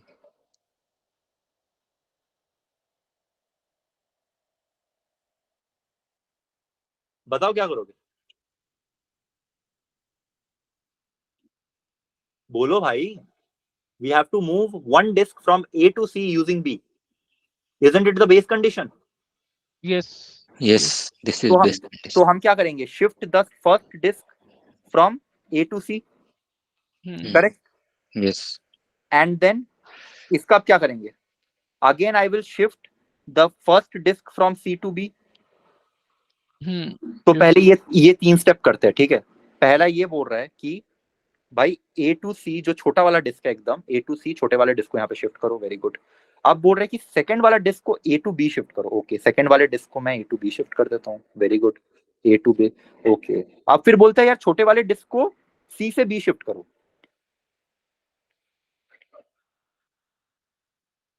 हुआ? हो गया? हो गया. पहले वाले स्टेप से ही, इस स्टेप से ही हमने क्या कर दिया? ऊपर के 2 डिस्क को B में लाके रख दिया. Yes. अब फिर अब बताओ क्या करेंगे? अब हमको नेक्स्ट स्टेप बोलता है अरे भाई shift biggest disc from A to C. करो अब शिफ्ट. ये बड़ा डिस्क लिया हमने, इसको A to C में जाके रख दिया. ये भी खत्म हो गया.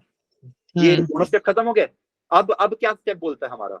व्हाट? अब दिमाग ये इसको छोड़ो, इस पार्ट को छोड़ो, यहाँ पे ध्यान दो. अब हमें क्या करना है? फ्रॉम B to C लेके जाना है दोनों के दोनों को यूजिंग A. तो वही वाली चीज तो बोलता है ये वाला चीज पूरा. अब बताओ ये क्या बोल रहा है? चलो बताओ, this is a base condition, क्या बोल रही है कि भाई सबसे ऊपर वाला जो डिस्क है उसको B2A जाओ, B2A। सो ओके, सबसे छोटा वाला तो यार मेरा ये है, इसको B2A ले लेते हैं। ओके, नेक्स्ट क्या बोल रही है, shift the second disc from B2C, shift the second disc from B2C, correct, ये भी हो गया। अब ये क्या बोल रहा है, this is also a base condition, A2C, I have to shift the smallest disk from A2C, correct? So this smaller disk would also be shifted from A to C. हो गया, correct? Understood? Sorry, the first time I got it wrong because I didn't write it. I was trying to take a shortcut. Do write it. Okay, first have some dry run so that you can verify with whatever you are doing correctly. But I was able to identify that I was doing wrong. Why? Why? Because earlier, do you remember what I did? Yeah. I took the two smaller disks from A to C. This was my state, right? Yes. So then only I was able to identify. No, I was doing wrong because according to my recursion logic, these two disks should come here, smaller disks. Correct? Yes. Yes. So even if you make a mistake, you should be able to identify that, yeah, you are making that mistake. Got it? Okay. Chalo, let's take a break of 10 minutes and then we will be back by 13:50. I know it's quite heavy. That's why I'm giving you a 10-minute break. Freshen up, drink some water, and then come back. 13:50. Okay. We will start solving problems.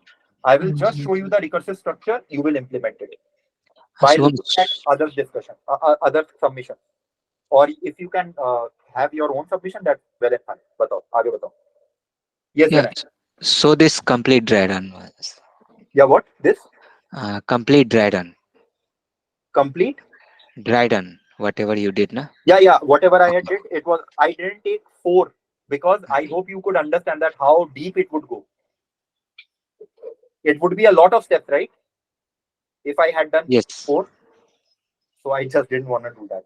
For 4 also you can do, but it would be very cumbersome, tedious. It would be a tedious process. Whatever happening for 3, the same thing will happen for 4. For 4 also, what would you do? You would follow this same process to move the top 3 from A to B, and then I hope you understand, right? Yes. So always we need to move the n-1 and we need to reach Yeah, till the base don't condition. learn it. It's just a type of problem. Yes. Just understand it, that how beautifully you can solve it. Okay. Yeah. Okay then. Let's see you after 10 minutes.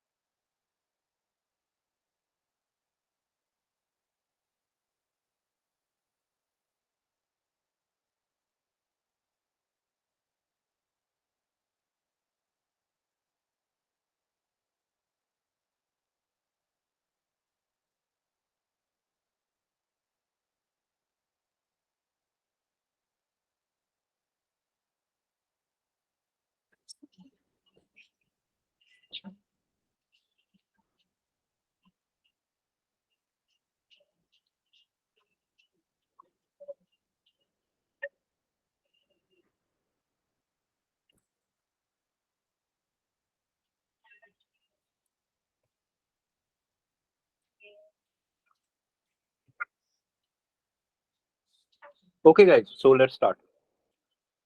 Before moving, let me just discuss few smaller problems that also uses recursion. Fibonacci 1, 1, 2, 3, 5, 8, 13, 21, 44. You guys here? Good. Sorry, 34.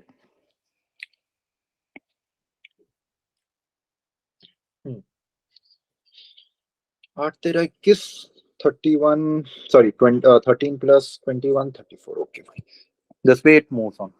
So for any ith number, any Fibonacci of I is nothing but Fibonacci of I minus 1 plus Fibonacci of I minus 2. Correct? This is the first number, this is the second number, this is the third number, this is the fourth number, fifth number. Okay. Can I write, this is the recursive case. Why is it known as the recursive case? As I told you, that recursive case helps us to divide the bigger problem into two smaller subproblems. Understood this part? Hence, this is known as the recursive case. For what values of I would be able to write this recursive case? Tell me. For what values of I would be able to write this recursive case? बोलो यार जल्दी, छोटा problem है, जल्दी बताओ. I equal to 0 and No, right? I should be greater than 3. oh, sorry, so I got the problem. Yeah, Because correct.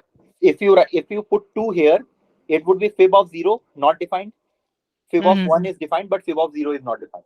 So I should be greater than equals to 3. Correct? Correct. Yeah. So if I is less than equals to 2, I would return 1. Okay?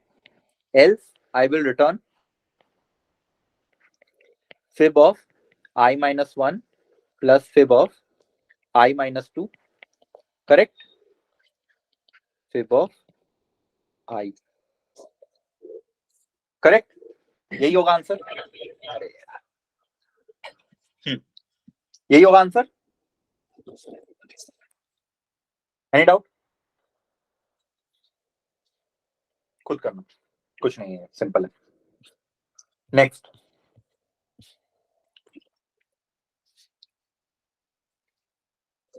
If I have to merge two sorted lists, give me an algorithm.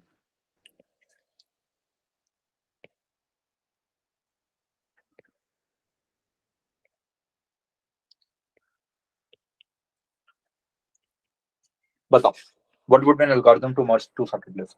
Give me any algorithm. I'm not asking you to give a recursive algorithm. Give me any algorithm to merge two sorted lists. Fast. Think about it. Do you understand what do you mean by merging two sorted lists? Basically, I have given you two sorted lists. You have to merge and form a sorted list again. We Yeah. need to take So What would be the result? First of all, tell me what would be the result. 1, 1, 3, 3, 4, 4, 7, 7, 8, 8. 8, 9, 12, 13 and 14. चलो, अब बताओ. What would be the algorithm to achieve that result? You can Two take point- Two pointer. pointer. Okay, tell me what would be the two pointer method? So I will be point to 1 first array. J will Another point pointer to as the. 4. Now we will do the comparison. Which will be smaller. Then we will just add into array list of size. Answer. I will add it Yeah. to answer and then Answer. whichever Then one was the smaller, I will increase the pointer next. correct. Correct? Yes. Yeah. Now tell me which one would be smaller, 3 or 4? 3. Write 3 here and then increase Move the pointer to the next. 4. Increase the pointer to 8. Yeah. Then again compare and 7, 8. Move. Then 8. Take any of them. Yeah. Suppose I have taken the top of it. So Finish now. So now remaining will be added into the resultant at So, least. Sorry, array. so simple 8, 9, 12, 13, and 14. Got my answer? Correct? Correct? Yes. Okay. Everyone, till now clear?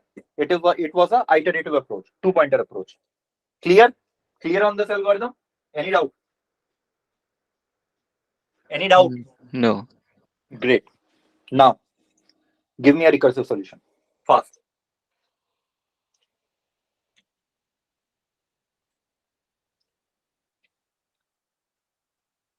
Okay, Shina. You told me, right, how to find whether we should apply recursion or not. Observation. Think about the observation. What would be the observation? Shriram, you are here. Uh, Shriram. Sriram Sandeep, are you there? Okay. Okay. So I have given you two sorted list. Tell me, Rakesh, what would you do? so Shubham क्या करेंगे कि एक दो condition लिखेंगे if else के अंदर हम्म। एक में चेक कर लेंगे कि वो Don't give me the implementation, just give me the higher level algorithm. okay That's the first thing we should give to the interviewer. Then हाँ dive into so the implementation. correct. So at a higher level what we are doing, we are just comparing it. Comparing it, what is it? Comparing the Be specific. Comparing comparing both arrays, comparing arrays both. arrays element, Which element? First element. first element. Okay. Be Comparing specific. Like if you are not specific, interviewer will think you don't have the clarity in your mind. Okay, so Okay, so if you are given two sorted arrays, compare the first two elements. Fine. Whichever one will be smaller. I will write it first. Then I will take it out of that array. Like this element has been taken care of. Now, do you understand that again we get two sorted arrays? Yes. Again, Yes. suppose I have the algorithm to merge two sorted list. Can I use that algorithm again to merge these two sorted arrays? Yes, we can. Yeah. Now, do you understand what's happening? I have decomposed the bigger problem into a smaller problem. Yes. Isn't it? Earlier, my problem was this whole. Okay. I have reduced it to basically merging these two sorted arrays would be equivalent to merging this two sorted array. Not equivalent. I am also using the term wrong. Basically, the algorithm should be, suppose I have that algorithm to merge two sorted arrays. I have to find that algorithm. That algorithm can be expressed as merging these two sorted arrays, like where one array is smaller than the previous by one element. Understood this part? I had to merge this two sorted array. I have checked which array has the smaller first element. I have found that the top array has the smaller first element. So I have taken that element, written it in the answer, and then reduced the top array element by one. Again, I am seeing that even after reducing by one, it is again a sorted array. So after writing one, it would be same as finding the merge of these two sorted arrays. So I have reduced the bigger problem into smaller problem. Be it just one element smaller, but it is smaller. Isn't it? Isn't it? Everyone understood this part? Yes. Now, what would be the base case?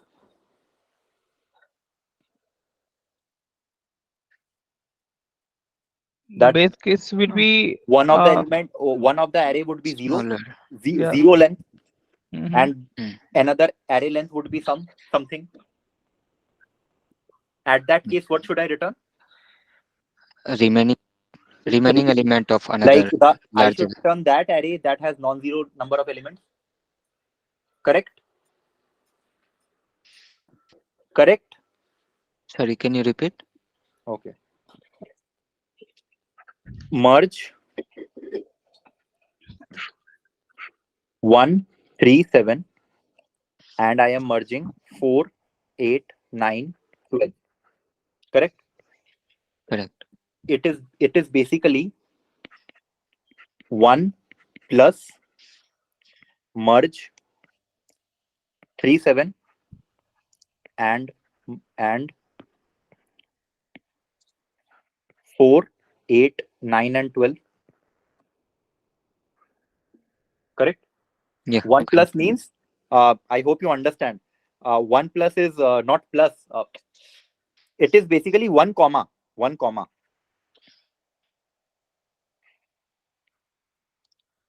Understood this part? 1 Yes. would be the first element. Rest will be this merge result. Okay. Let me write it in language, natural language term. 1 and then after this is ka result. Correct? Now, merge 3 comma 7 can be written as 3 after merge of, बताओ, 7 and another array 4, 8, 9, 12. 4, 8, 9, 12. Yes. ये क्या होगा? Merge of 7, 7 and 8, 9, 12. 4 होगा, 4 4, after 8, 9, 9, 12. 12. ये क्या होगा? 7 after 7 merge खाली 8, 9, 12. 8, 9, 12. This would be the base case. Yes. After this, what should I return in the base case? Uh, The array with non-zero number of elements. yes. That's what I was saying. I would return the array with non-zero number of elements. So I would return 8, 9, 12, right? So what would be Yes. the eventual answer? 7 after 8, 9, 12. That is 7, 8, 9, 12. 7 से पहले क्या आया? 4. 4 से पहले क्या आया? 3. 3, 3 से पहले क्या आया? 1. 1. हो गया? Yes. Correct answer? Got it? Yes. सबका ड्राई रन नहीं बताऊंगा, हाँ, खुद करो. I would just give you the answer. I would just give you the sub-problem structure, recursive structure. You should be able to find out what the dry run would be. Cool? Any doubt? Now, given any n, find if n is some 2 to the power x.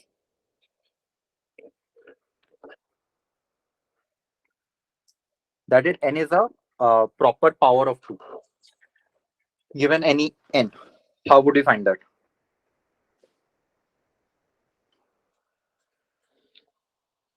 बोलो बोलो बोलो, सोच के देखो. ये बहुत easy problem है. Basic problems. These are basic problems. You should be able to solve it.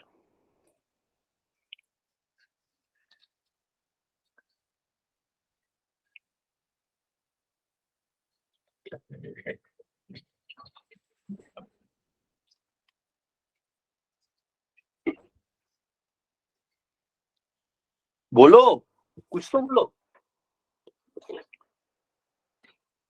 I am giving you the hint that it can be solved using recursion. Tell me.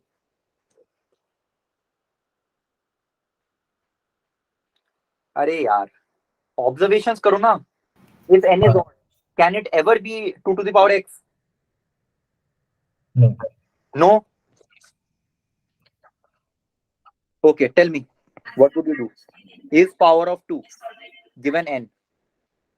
2 into 2 to the power x minus 1. Okay. What would you do with that? Tell me, what would you do with that? We'll keep calculating that till x becomes. Give me the recursive structure then. Is power of 2n. Give me the recursive structure. Is power of 2. Boolean. We need a Boolean answer. Right? Yeah, Boolean is the return type. Okay. Next, tell me. What would you write? We'll calculate if 2 to the power x minus 1 is. Give me the code. I'm thinking about that. Yeah.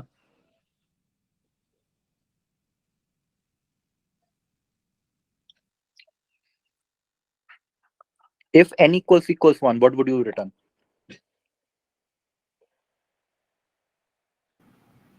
Return false. False. 2 to the power 0, right? So 2 to the power 0. So 1 is true, right? Yeah. Return true. Yes. Next.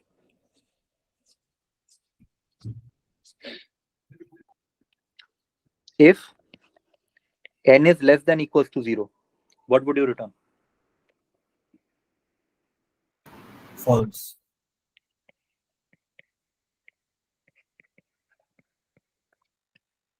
If n mod 2 is not equals to 0, that is n mod 2 is odd, what would you return?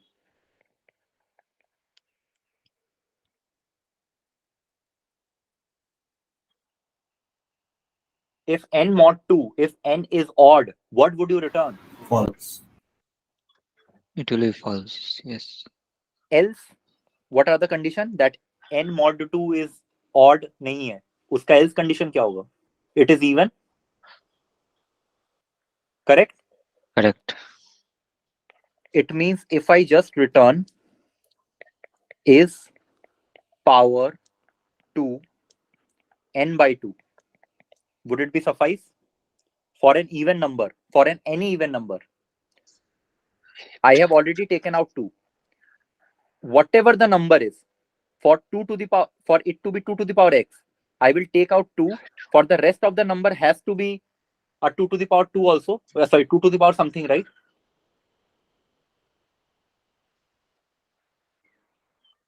So I have returned is power 2 n by 2. Correct? Any doubt here?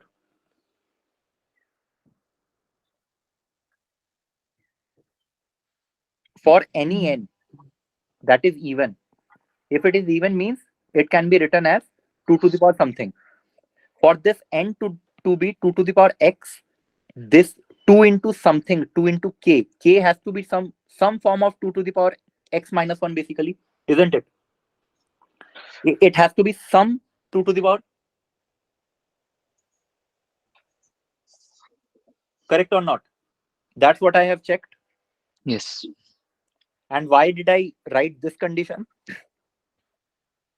And less than equals to 0, it shouldn't be actually less than equals to 0. 0 should be sufficient. Equals 0. Why?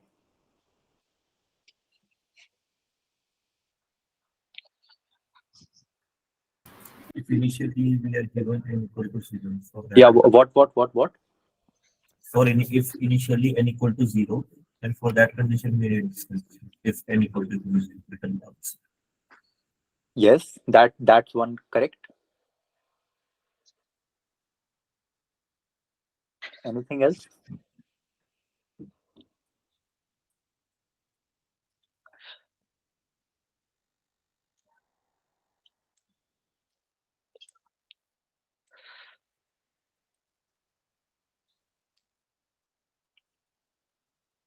Okay, that's enough. Yeah, right. If it had to be 0,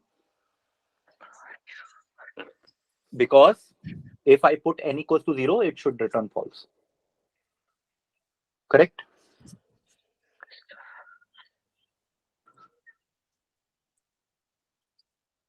So, any other doubt? Do you guys understand this part?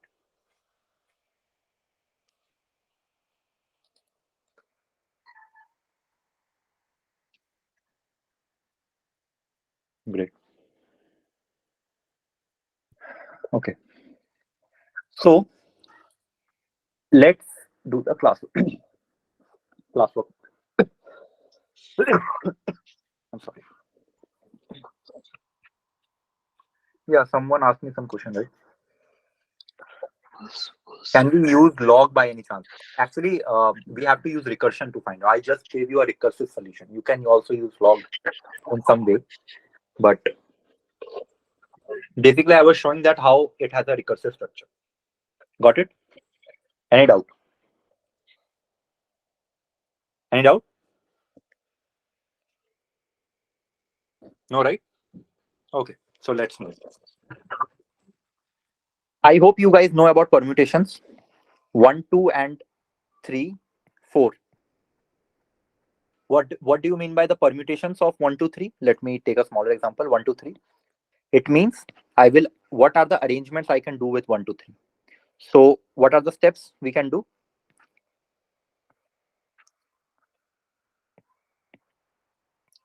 2, 1, 3. What are the arrangements I can do basically? 2, 1, 3. Next. 3, 2, 1. Correct. Next would be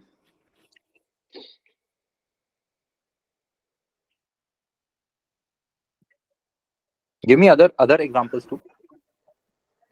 2, 3, 1. Hmm. 1, 3, 2.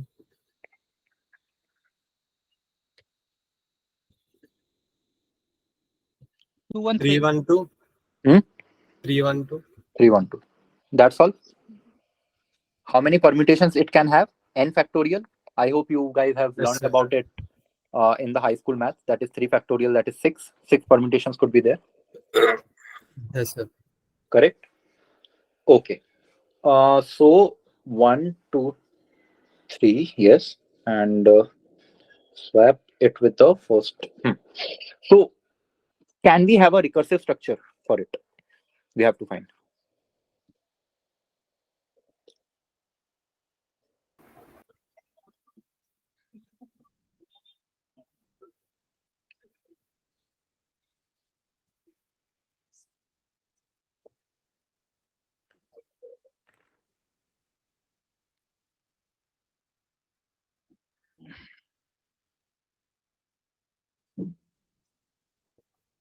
Can we have a recursive structure to it? I have to permute all these elements. Suppose I have 1, 2, 3, 4, 5. I have to permute all these elements. How can I find a recursive substructure to it?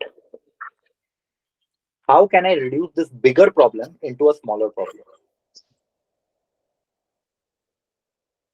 What's the first step? Believing in yourself that we have a function that can permute a given set of elements. First, believe it. Next, what can you do? Reduce the size of the array till we get to size 1. Yeah, okay, but think about it. What would you do next? To permute all this, what's the next step you can do? There are multiple solutions to it, but I will give you one particular solution that will be useful to find solution of other problem also. But think about it. What all type of permutations are there? Think about it. What all type of permutations are there? One permutation is that I will always have 1 as the first element. Isn't it? Yes.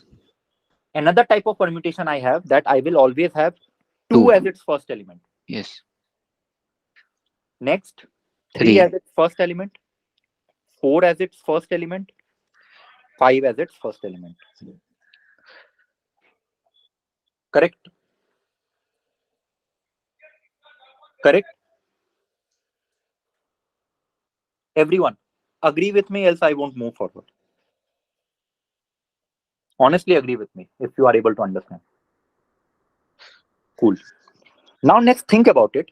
Isn't it? Keep 1 as the first element And I told you, right? Believe with your heart that we have a function known as permute. If I give any any array, it will give me all the permutations of that array.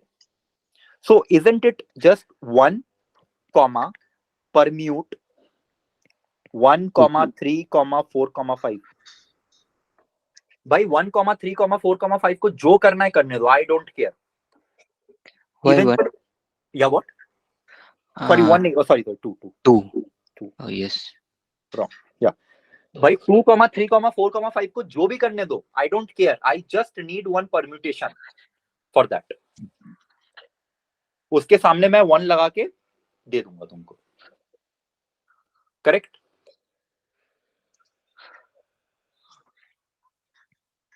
Can I write it as permute of 1 comma 3 comma 4 comma 5? Can I write 3 comma permute of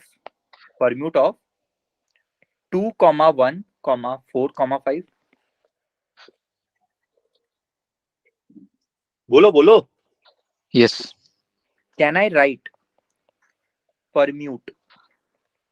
So basically, permute of this bigger array is nothing but is equals to this permute of 2 comma 3 comma 1 comma 5. I hope you understand the order inside this doesn't matter, because it will arrange eventually in all possible manner. Correct? Everyone understand? Yes. By permutation of 2 3 comma 1 and 3 2 1 1 2 3 doesn't matter, because these are permutations of each other only. Okay, the order doesn't matter. But why I am writing it in this order only, I will show you when I write the code. Okay, that why one is first, one didn't come, then one came at the first place, then one came at the second place, why came at the third place. Now I will write permute. It has a significance in the code. I will tell you. 2 3 4 and 1. Correct? Any doubt? Do you see that nothing repeats? It is a permutation of 2 3 4 5. It is a permutation of 1 3 4 5. Everyone would be different.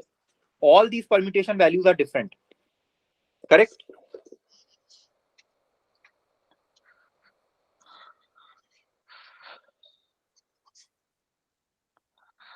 Then finally I would add all of them up. Add all of them up मतलब append कर देंगे.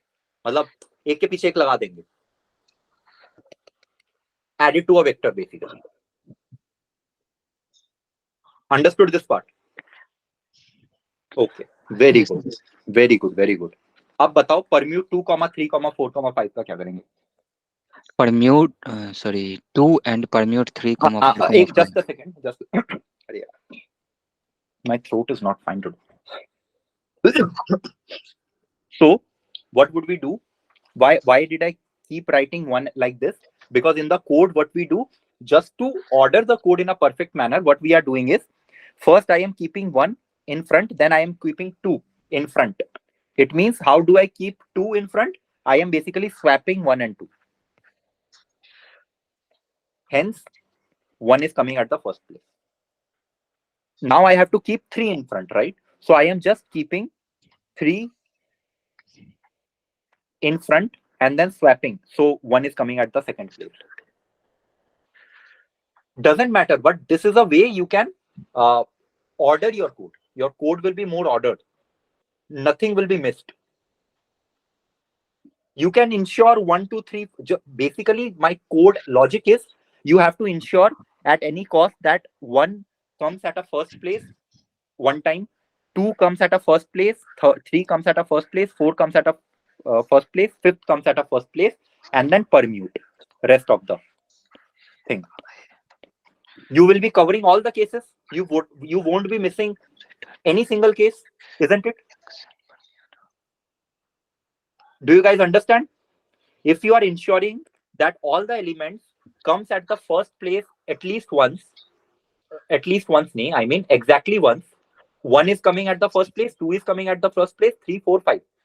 So you won't be missing anything. And none of your permutations will repeat as well. Why?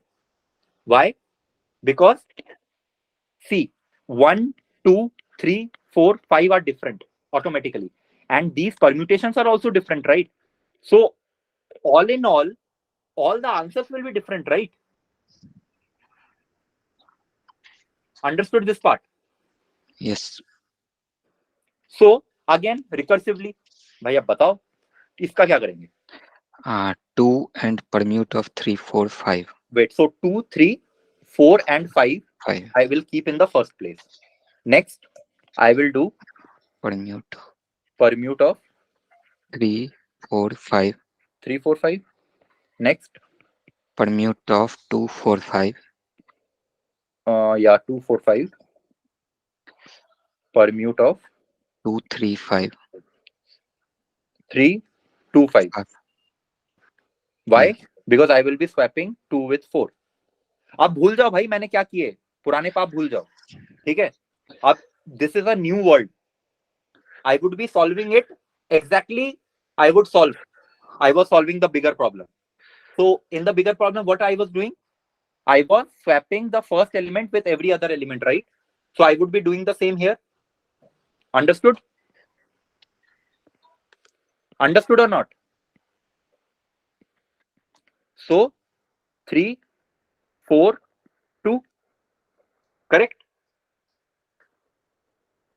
Plus, correct? Or comma, basically comma, यार समझ जाओ ये comma. Got it? Any doubt? So do you see a branch is forming? That is, the first branch was for permuting 1, 2, 3, 4, 5. Keep first element as 1. Next, another branch. Out of there, we have one branch. Next, this branch. Second element as 3. Third element as 4. Fourth element as 5. If you go along this branch, what would you find? Again, it will break, right? First keep 3, then 4, then 5. It is basically permute 4, 5. छोटा सा example लेते हैं, ठीक है? I think थोड़ा confuse हो जाओगे, but I am sure तुम समझ गए हो. But still let me take a smaller example. Keep 1 first element, 2 first element, 3 first element. Got it? इतना समझा सबको? जल्दी बताओ. Yes. Everyone react. Got it? Cool. 1 and then I will permute 2, 3. I will p, right? I am writing, instead of permute I am writing p. Okay, so p 2, 3, p 1, 3, p 2, 1. Got it? Here one confusion. Why 2, 1, not 1, 2? Yeah, because I told you, right? What I am doing is I am swapping to keep 3 at first. What I am doing, I am swapping 1 with 3. Okay. Okay, so if I swap, it would become 3, 2, 1, right? I am just taking this then. Yes, got It's it. just to keep an order so that we don't miss anything. You can write 1, 2 in your code, doesn't matter. But you should be very careful that you are considering all the cases. That's all you need to. It depends upon your implementation. It's an easier implementation trick, that's all. Okay? Okay. Okay. Next, what would you do? There will be 2 branches. I will keep 2 and 3. Permute 3. Permute. Batao. Permute. Permute 2. Why? Because in 2, 3, what would I do? I would swap the first element with the next element. Correct? Yes. First, I am swapping the element with itself only. 2, 2, 2. So 2 is the first element and then 3 is left. Next, I will swap the element with the next element. It becomes 3, 2. So I am keeping 3 first and then p of 2. Understood? Next, again, 2 things will be created. So 1 and 3. P of 3, P of 1. Next, 2, P of 1, and then 1, P of 2. Understood? Understood or not? Yes. So this is a base condition. Permute of 3 is 3 only. Right. So I can erase this and keep it as 3. I can erase this and keep it as 2. I can erase it and keep it as 3, 1, 1, 2. So do you see that every branch is giving me one answer? This branch will give me what? This branch is telling me what story? That keep 3 at the first element, 2 at the second, 1 at the last. Correct? This branch will give me another answer, that is 3, 1 and 2. Correct or not?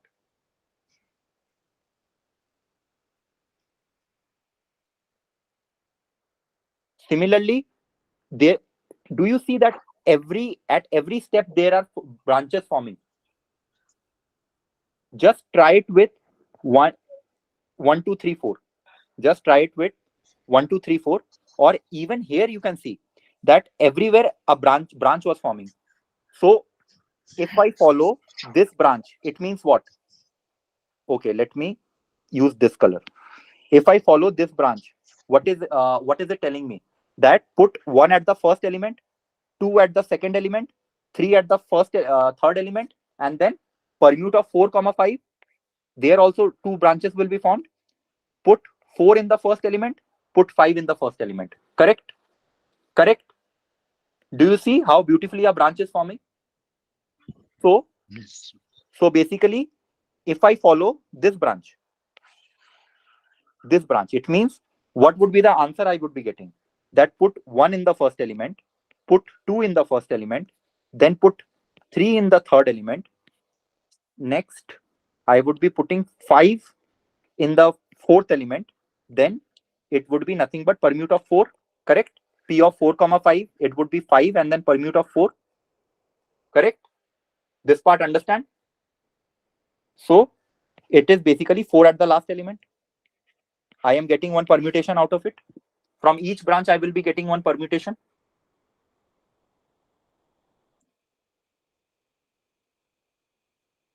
Correct or not? Tell me. Okay. Now tell me how many permutations would be there. Let's see. Just think about it. I will give you n factorial as the answer. How? In the first time, how many branches I can create? 5, then 4, then 3. Suppose n. If n numbers are there, I can create n branches from the first. Correct? Suppose n is 1, 2, 3, and 4. I can create 4 branches. How? I would be keeping first 2, 1, then 2, then 3, then 4. Correct? This branch would tell me that to keep 1 at first. This branch will tell me to keep 2 at first, 3, 4, 5. This way up to n. Next branch would tell me, now tell me how many branches I am creating for the next.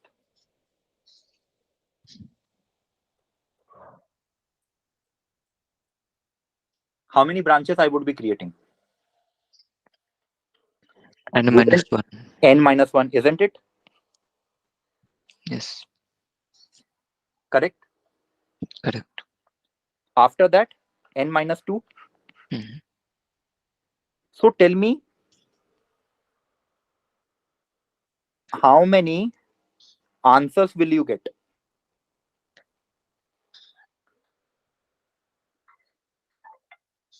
Okay, wait. Suppose for n number of number of permutations for n elements is Tn. Suppose. Do you believe me? Suppose. Yeah. T is the function that gives me number of permutations for n elements. I don't know what is the form of T. I don't know, yaar. How can I solve that? Okay. I don't have to worry. My algorithm says that if you want to find T permutations, sorry, Tn permutations, you have to create n branches and then multiply it with T of n minus 1. Because permute, because why? Because permute of n is nothing but create n branches and then do permute of n minus 1 elements. Correct or not? Correct. Everyone, do you understand? I have a big n size array. I have to permute all of it. What I would be doing? I would be taking each element at first and then permute n minus 1 elements. And do you believe me that all these permute would be of same value? Number of permutations of 2, 3, 4, 5 will be same as 1, 3, 4, 5. भाई permutation में content थोड़ी matter करता है, permutation में तो number matter करता है ना, how many numbers are there. So if there are 4 distinct numbers, here also 4 distinct numbers, so number of permutations would be same. So now tell me, what would be Tn? What would be Tn? Tn would be Tn minus 1 plus Tn minus 1 plus Tn minus 1 plus Tn minus 1 plus Tn minus 1. How many times? N times. N times. So it is n multiplied by T of n minus 1. Correct? Correct or not? So can Tn of n minus 1 can also be written as n minus 1 multiplied by T of n minus 2. Instead of n, just put n minus 1, na? It would, Tn of n minus 1 would become the same. Can T of n minus 2 can also be written as n minus 2 multiplied by T of n minus 3. By n की जगह n minus 2 put कर दो. Yeah. So this way, till where I can get? What is the base case? It is 2 multiplied by T of 1. Right. So T of 1 का value क्या होगा? 1 only.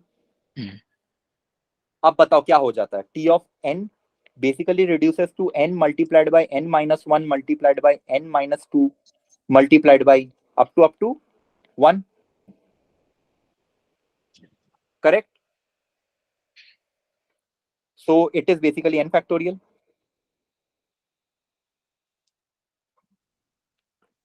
Got it? Everyone, got it? See, this is also a way we can find that it should be n factorial. Hello, Shubham. Yes. Yeah, there's one thing. Like when you are doing the permutation on 1 to 3, so there is no need there is no need to swap 2 to 1 na, like with the same permutation and combination. All the combination will come eventually, correct? Eventually, in the third case, in the third case, you are doing P2 2,1, correct? So if you go on like this only, then all the permutation and combination eventually they will get we will get the result now. Eventually we are doing that only using recursive function. By swapping, Okay. what we are ensuring that we are able to keep one element at the first every time, isn't it? By swapping, I am ensuring that only. See, my logic is 1, 2, 3. My logic is keep 1 at the first element, 2 at the first element, and 3 at the first element one time. And after keeping 1 at the first element, permute 2, 3. That's my logic. After keeping 2 at the first element, permute 2, 3. Sorry, permute 1, 3. It is permute 1, 3. And how do I keep 2 as the first element? I am just swapping 1 with 2. And If with and yeah, with the third case, putting 3 at the first place, we can permute 1, 2. That 1, will be also 2. fine, na? Yes, I am taking it, yeah. right? See? Yeah. 2, 1, 1. Like You will consider finally, all the cases. Yeah, like at the final, all the combination will eventually be we will get the all the cases. Yes, all the final Whether we conditions. do- Sorry, all the final permutations will be towards the end when you will be getting the base case. Yeah. So you are creating branches. Eventually, all the branches would stop forming. So the last level will give me the answer. Do you see how a tree is forming? How levels are forming? Can't you see how the levels are forming? Here, this is my first level that I will be keeping my one element as first, two element as first, three element as first. This is my second level where I am ensuring that I am keeping my two element as second, three element as first, second, one as second, three as second. Do you understand this part? And eventually my base cases are hit. So this is my third level.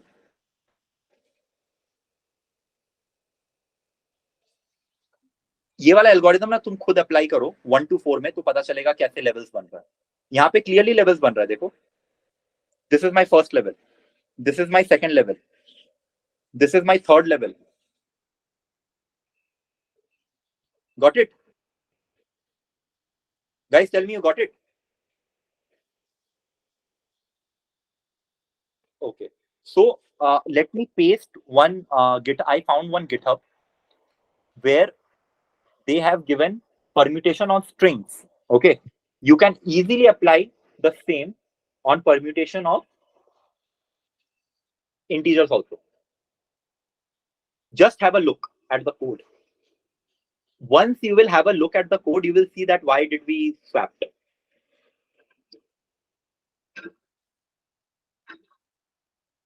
There was no reason for swap also. Swap is just to maintain the order in the code, that every time I am ensuring that I am keeping one element at the top. You can implement it anyway, but you have to ensure that every element comes at first once, exactly once. You have to ensure this. You can use hash map also, you can use any implementation, but this is the funda.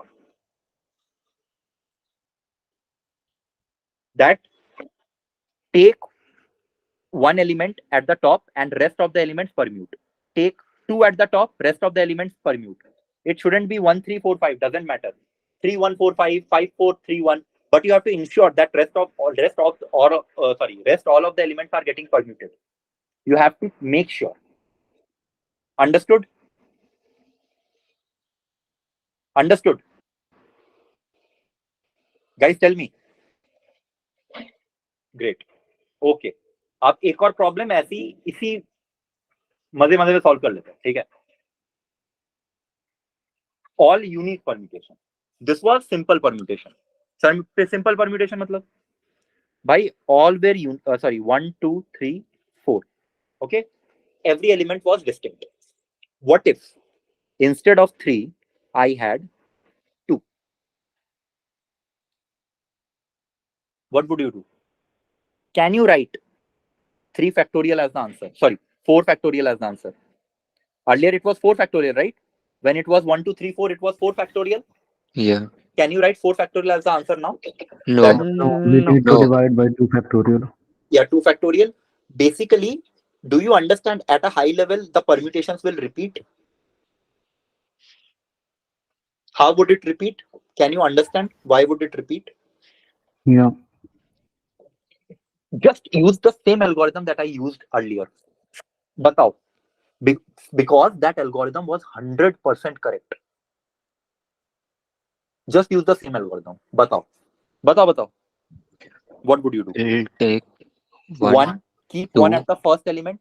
Yes. Then I will 2 as the first element. Wait. I will permute 2, 2, 4. Yes. Next, I will take the second element as the first element. Then permute 1, 2, 4. 1, 2, 4. Next, I will take the third element as the first element. 2. No. Permute. Then 2, 1 and 4. Correct? Next, I will take 4 as the first element and then permute 2, 2, 1. But But second do and you see? third case Yeah, same will conflict, no? conflict, not conflict, same. They will give me the same results. Exactly. So every time we have to keep track. Have we already considered that element for that position or not? Okay. So this was the first level, right? First level means this is the first element. Like in all my permutations, I am determining what should be my first element. Correct? Correct? In this level, I am determining what should be my first element. So first I am putting 1, then I am putting 2, then I am putting 4. The next level would be determining what should I put in the second index in my final answer, isn't it? Guys, are you getting it or not? Tell me. If you are not getting it, I will repeat.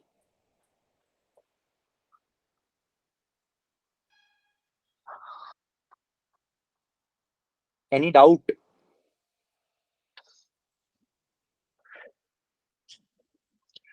Shubham हम्म। ये पिछला जो solution था आपका without duplicate वाला, उसमें से इसमें solution में क्या वेरी कर रहे हो? मतलब इतना वेरी कर रहे हैं ना? क्यों चलो पिछला वाला सोल्यूशन मुझे बताओ, मुझे क्या करना चाहिए पिछला वाला सोल्यूशन, अगर तुम समझो तो। पिछले वाले सॉल्यूशन में आप स्वैप कर रहे थे, ये बिना स्वैप देखे। तुम छोड़ दो, चलो स्वैप अभी तुम छोड़ दो। तुम ये ठीक वाला है। कोड देखो, ये जो मैंने तुमको एक लिंक भेजा है गिटहब का, हाँ उस हाँ। कोड को देख के समझो कि मैंने स्वैप क्यों किया। ठीक है? You would see that swapping easy होगा to ensure that every element comes at first at least once. ठीक Okay, है, exactly ठीक once, है। not at least once, exactly once. मेरा लॉजिक अलग है। मेरा लॉजिक है I would take one element and rest of the elements I permute. I would take again another element, rest of the elements I would permute. Correct? This was my logic. See? Swapping छोड़ दो. I am first taking 1, keeping it 1, and then permute 2, 3, 4, 5. I am taking 2 at the first, and then 1, 3, 4, 5. Rest of the elements. Be it 1, 3, 4, 5, be it 3, 4, 1, 5, whatever. But rest of the elements.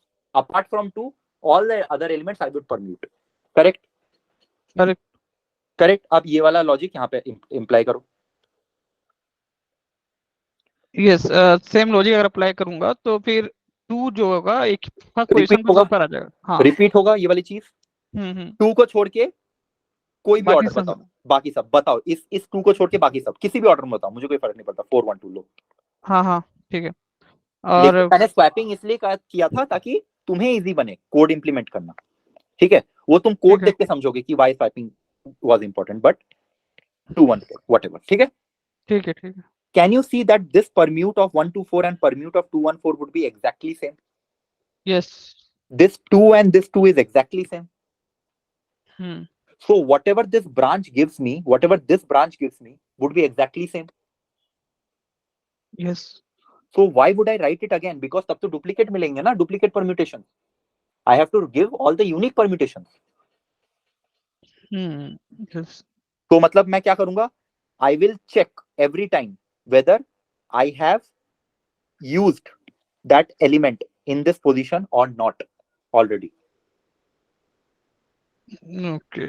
So ये वाला branch पूरा हम prune कर देंगे, मतलब हटा दें, जरूरत नहीं है। करेक्ट? यस। अब बताओ 2 to 4 में क्या करेंगे?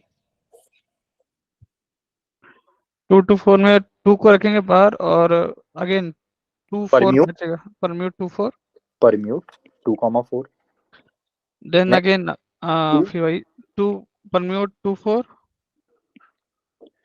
Then 4 permute 2 2। अब बताओ ये वाला और ये वाला सेम नहीं होगा एग्जैक्ट? यस भाई हटाओ यार, क्योंकि हमने ऑलरेडी 2 को as a first element choose कर लिया है।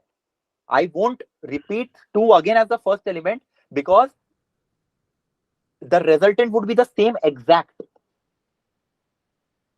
Got it? Got it. Got it.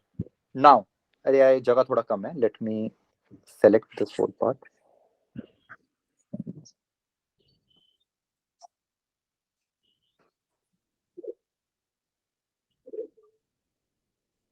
Okay, हो गया. अब बताओ नेक्स्ट स्टेप. अब 2 रहेगा बाहर और परम्यूट 1 एक Two, एलिमेंट बचे 4 4 4 permute 2 permute 4 and permute 2. Hmm. Permute 4 and permute ना दोनों में एक मिनट हाँ ठीक है correct. Correct. This won't repeat. ये तो अलग अलग है ना भाई. ठीक है. अब बताओ 4 में इसमें क्या करेंगे. इसमें 2 2 2 permute 2 2 permute 2. गलत है, ये तो रिपीटेड है. हटाओ इसको. Got it. गॉट. अब ये वाला चीज सेम यहाँ पे 3 एलिमेंट्स के साथ. यस. पहले 1 रखोगे, देन 2 रखोगे, देन 4 रखेंगे. आगे का कर लोगे तुम खुद. कर लेंगे. अगेन यहाँ पे क्या क्या करोगे. हाँ ये वाला बताओ. I will keep 2 again 2 again 1 permute of 2, 1 permute of 2, 1 2, 1 permute of 1 2 2. 2 2. Correct. Yes. ये तो दिख गया यार, इक्वल है, सेम है. ये तो हटाया हमने. अगेन यही वाला चीज रिपीट, ये वाला केस यहाँ पे रिपीट हो गया. P2 2 of P2 2 of P2. एक हटा देंगे हम यहाँ से. बन गया. यस. तो अब देखो हर एक ब्रांच को फॉलो करो. ये वाला ब्रांच फॉलो करते हैं. लेट्स से ये वाला ब्रांच. आंसर मिल रहा है कुछ. क्या आंसर है बताओ. First element is 1, next element is 4, उसके बाद एलिमेंट इज 2, उसके बाद 2. Correct. 1 4 2 2 is one combination. Right. ये वाला ब्रांच को फॉलो करते हैं. ये वाला. इसका मतलब 2 4 1 no 1 2 1 2 then 2 and then 4. Correct. 1 2 2 4. अरे ये वाला ब्रांच. अगर मैं ये वाला ब्रांच फॉलो करता हूं तो क्या बनेगा. 1 2 4 and 2. एंड देन इस तरीके से भाई इसके तो सारे ब्रांचेस तुम बना लोगे अपने आप. 6 ब्रांचेस बनेंगे इसके. These all are unique right. 1 2 4. तो इसके 6 ब्रांचेस बनेंगे, 6 आंसर्स निकलेंगे, वो तुम निकाल लोगे राइट. यस. और ये वाले ब्रांचेस निकालते हैं. अभी क्या बनता है बताओ.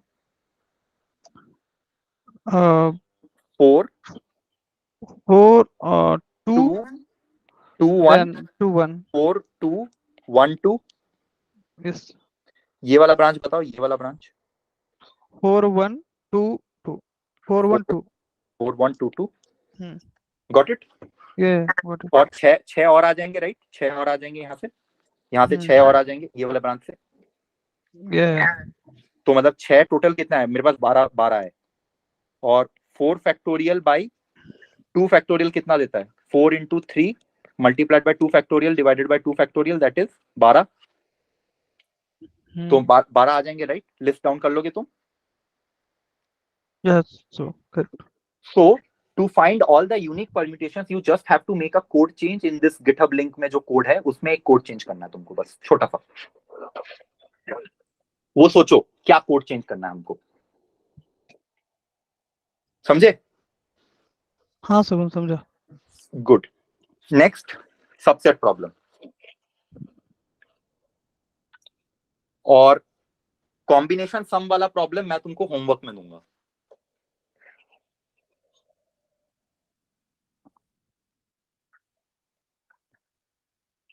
Implementation is very important here. क्योंकि मैंने बेसिक वाले तो सारे करवा दिए तो तुम्हारा काफी सारा टाइम बचा. तो अब ये कॉम्बिनेशन सम वाला मैं तुमको होमवर्क में दूंगा. Solve more and more problems, at least complete all these. काफी क्लैरिटी आएगा. During the doubt sessions also do ask. Fine. Okay. Next in subset problem. Find all the subsets of 1, 2, 3, okay 1, 2, 3. Tell me how many subsets would be there.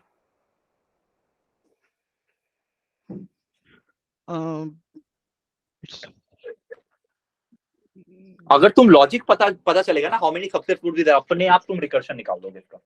बताओ how many subsets would be there.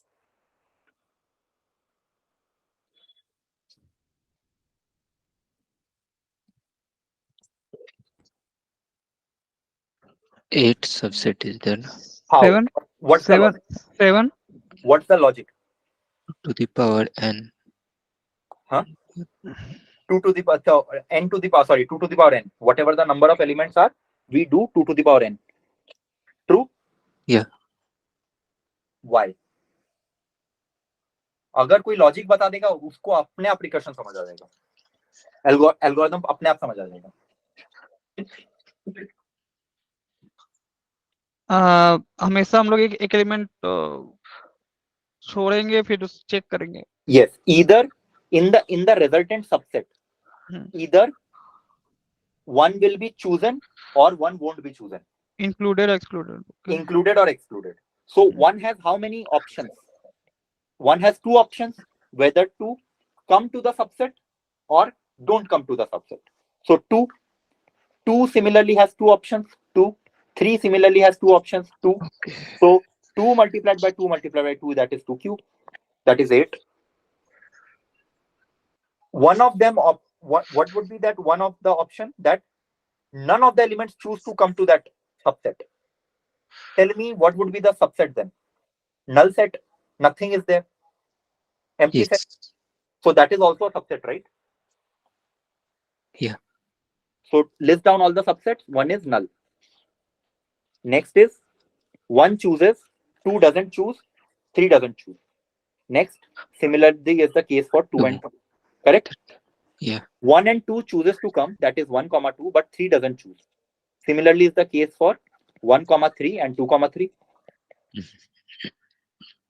Another case is all of them chooses to come, that is 1, 2, 3. All the subsets are listed. All the subsets are listed.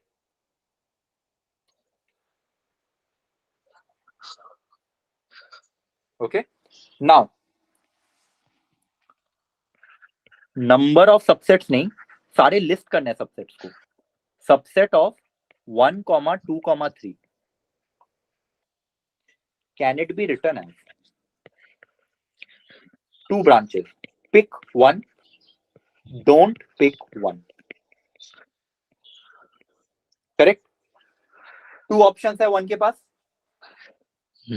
Every time the first element in this list has 2 options, either to come or don't come. Correct? So suppose one is getting picked. Wouldn't it be nothing but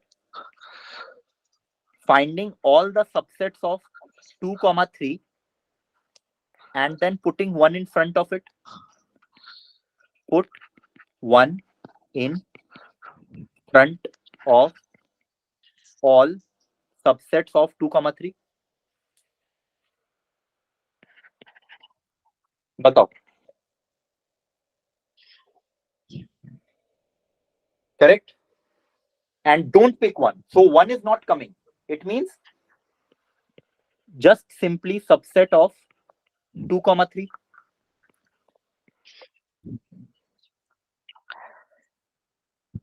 Is it correct or not? Any doubt? चलो अब बताओ subset of 2, 3 क्या होगा? Similar. Same फंडा लगाओ. Same फंडा. Subset of 3. नहीं भाई, same फंडा. Pick the first element or don't pick the first element. So either pick 2 or Not pick 2. don't pick 2.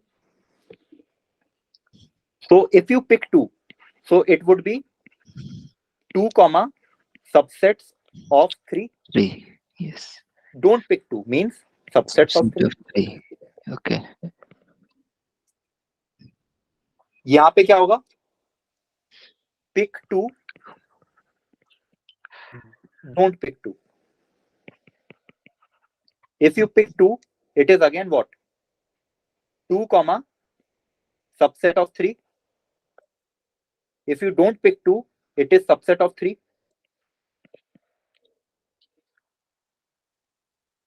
बताओ, समझा समझा? Yes. अब सबसेट ऑफ 3 क्या होगा? 3 itself? Yeah. 3. Actually नहीं, not just 3 itself. Empty. Empty and 3 itself. Yes. Got it? Yes. So this will be, अब मैं इसको इरेज कर रहा हूं, this will be empty and 3 itself. And then अब बताओ 2 को 2 कॉमा सबसेट ऑफ 3 फिर क्या होगा? इट इज बेसिकली 2 को इसके ऊपर इसके आगे ऐड करना है और 3 के आगे ऐड करना है, correct? 2 comma subset of 3. 2, 3 and empty. 2, wait, 3. 2 will be added here and empty.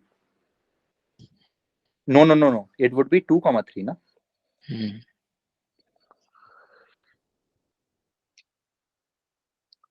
Just see one branch. किसी भी ब्रांच को देखो, पहला ब्रांच बोलता है डोंट पिक 1, ओके. नेक्स्ट क्या बोलता है? Pick 2, okay. तो मैं पहला 2 बना देता हूं. देन ये बोलता है सबसेट ऑफ 3. सबसेट ऑफ 3 में 2 ऑप्शन, इधर पिक 3 और डोंट पिक 3.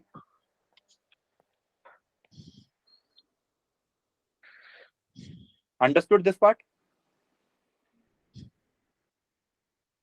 तो कोई भी एक ब्रांच लो, ये वाला ब्रांच लो. Don't pick 1, okay, I am not picking 1. Next is telling me pick 2, okay, I am picking 2. Next this branch tells me pick 3, okay, 2 comma 3. दूसरा वाला ब्रांच क्या बोलता है? डोंट पिक 3, तो 2 आ गया मेरा आंसर. अंडरस्टूड? लो ब्रांच लो. अभी ये वाला ब्रांच लेते हैं बढ़िया से. पिक 1, ओके, मैं 1 डाल देता हूं. ये बोलता है अरे यार पिक 2, चलो मैं 2 भी डाल देता हूं. अब यहाँ पे आ जाता है सबसेट ऑफ 3. सबसेट ऑफ 3 में 2 ब्रांचेस, पिक 3 और डोंट पिक 3. करेक्ट? करेक्ट और नॉट? बताओ कौन से ब्रांच में आना है, लेफ्ट में जाना है कि राइट में आना है? तुम बताओ. राइट में चले? Yeah. तो राइट में जाने से क्या आएगा मेरा result? Pick 1, pick 2 and right, don't pick 3. क्या आएगा result? 1 comma 2, Yes. right?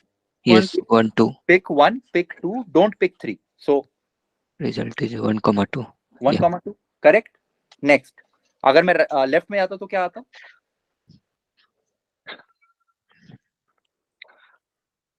1,2,3. 3. Yes. कहाँ पे Yes. नल आएगा? जब मैं बार बार लेफ्ट राइट में ही जा रहा हूँ कि लाइक डोंट पिक 1, अरे भाई डोंट पिक 2, नहीं डोंट पिक 3. समझा? तो लास्ट में नल आ जाएगा एक. Yes. Okay. Now do you see how it is 2 to the power n? बताओ. Suppose number of subsets in n elements is t to the power n. What am I doing? What am I doing? I am choosing whether to pick or not pick, and then finding all the subsets of tn minus 1, tn minus 1. Correct? नहीं समझा? नहीं समझा क्या?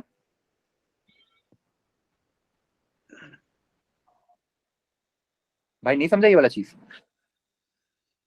देखो 1, 2, 3, ठीक है. Either I will pick 1 or I will pick, don't pick 1. Not pick 1. Yeah. Don't pick 1. मतलब here I am trying to find subset of 2, 3. Here also I find subset of 2, 3.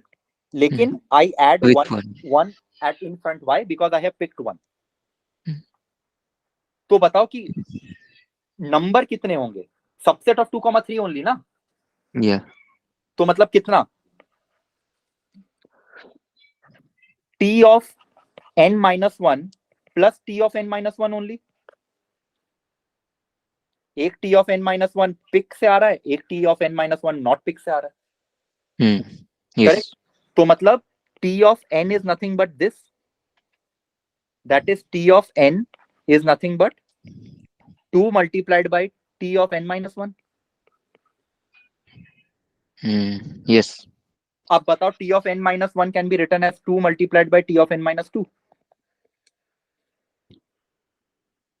Can be right भाई, n की जगह n minus 1 डाल दो ना यहाँ पे. तो ये 2 of t of n minus 2 बन जाएगा ना t of n minus 1. Yes. t of n minus 2 can be written as 2 multiplied by t of n minus 3. Similarly, 2 multiplied by t of n minus 4.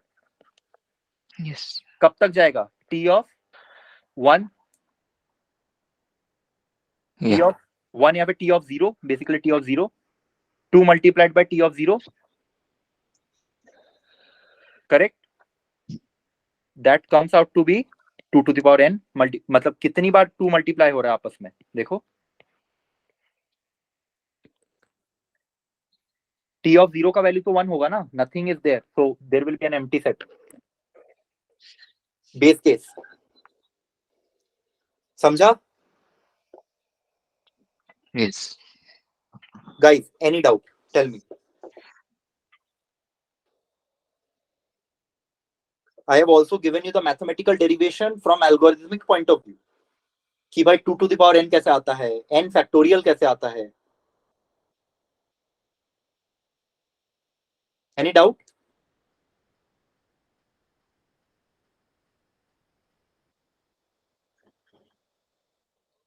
Backtracking will be very similar.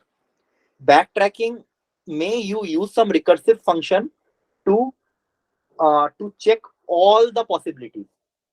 Here also I am kind of backtracking. Yeah, it is backtracking only. हाँ, शुभम आपने जो ये share किया है ना GitHub पे, वो भी तो बैक ट्रैकिंग ही है ना? हाँ, it is backtracking also. Recursion and backtracking बहुत ज्यादा interlinked है. मतलब कि जहाँ पर भी ऑल पॉसिबल सॉल्यूशंस चाहिए होता है वहाँ पर लोग बैक ट्रैकिंग करते हैं ना? Right, but all possible solutions using recursion is back. हाँ, मतलब रिकर्शन से अगर ऑल पॉसिबल सॉल्यूशन लाने की कोशिश करेंगे तो हम बैक ट्रैकिंग कर देंगे, ऐसा है ना? Another caveat is there कि in backtracking, after you find a branch, you revert back all the changes. वो तुमको करके समझेगा. हाँ. Whatever changes you made, you will revert it back, and then you start afresh.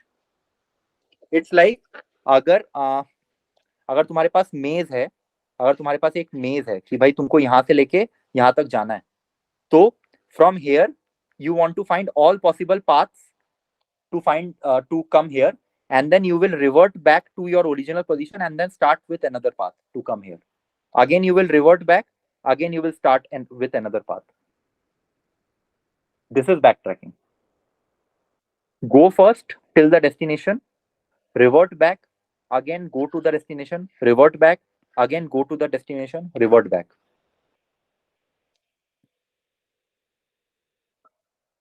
Got it? This is backtracking. I will tell you. We have one maze problem. Using that we can.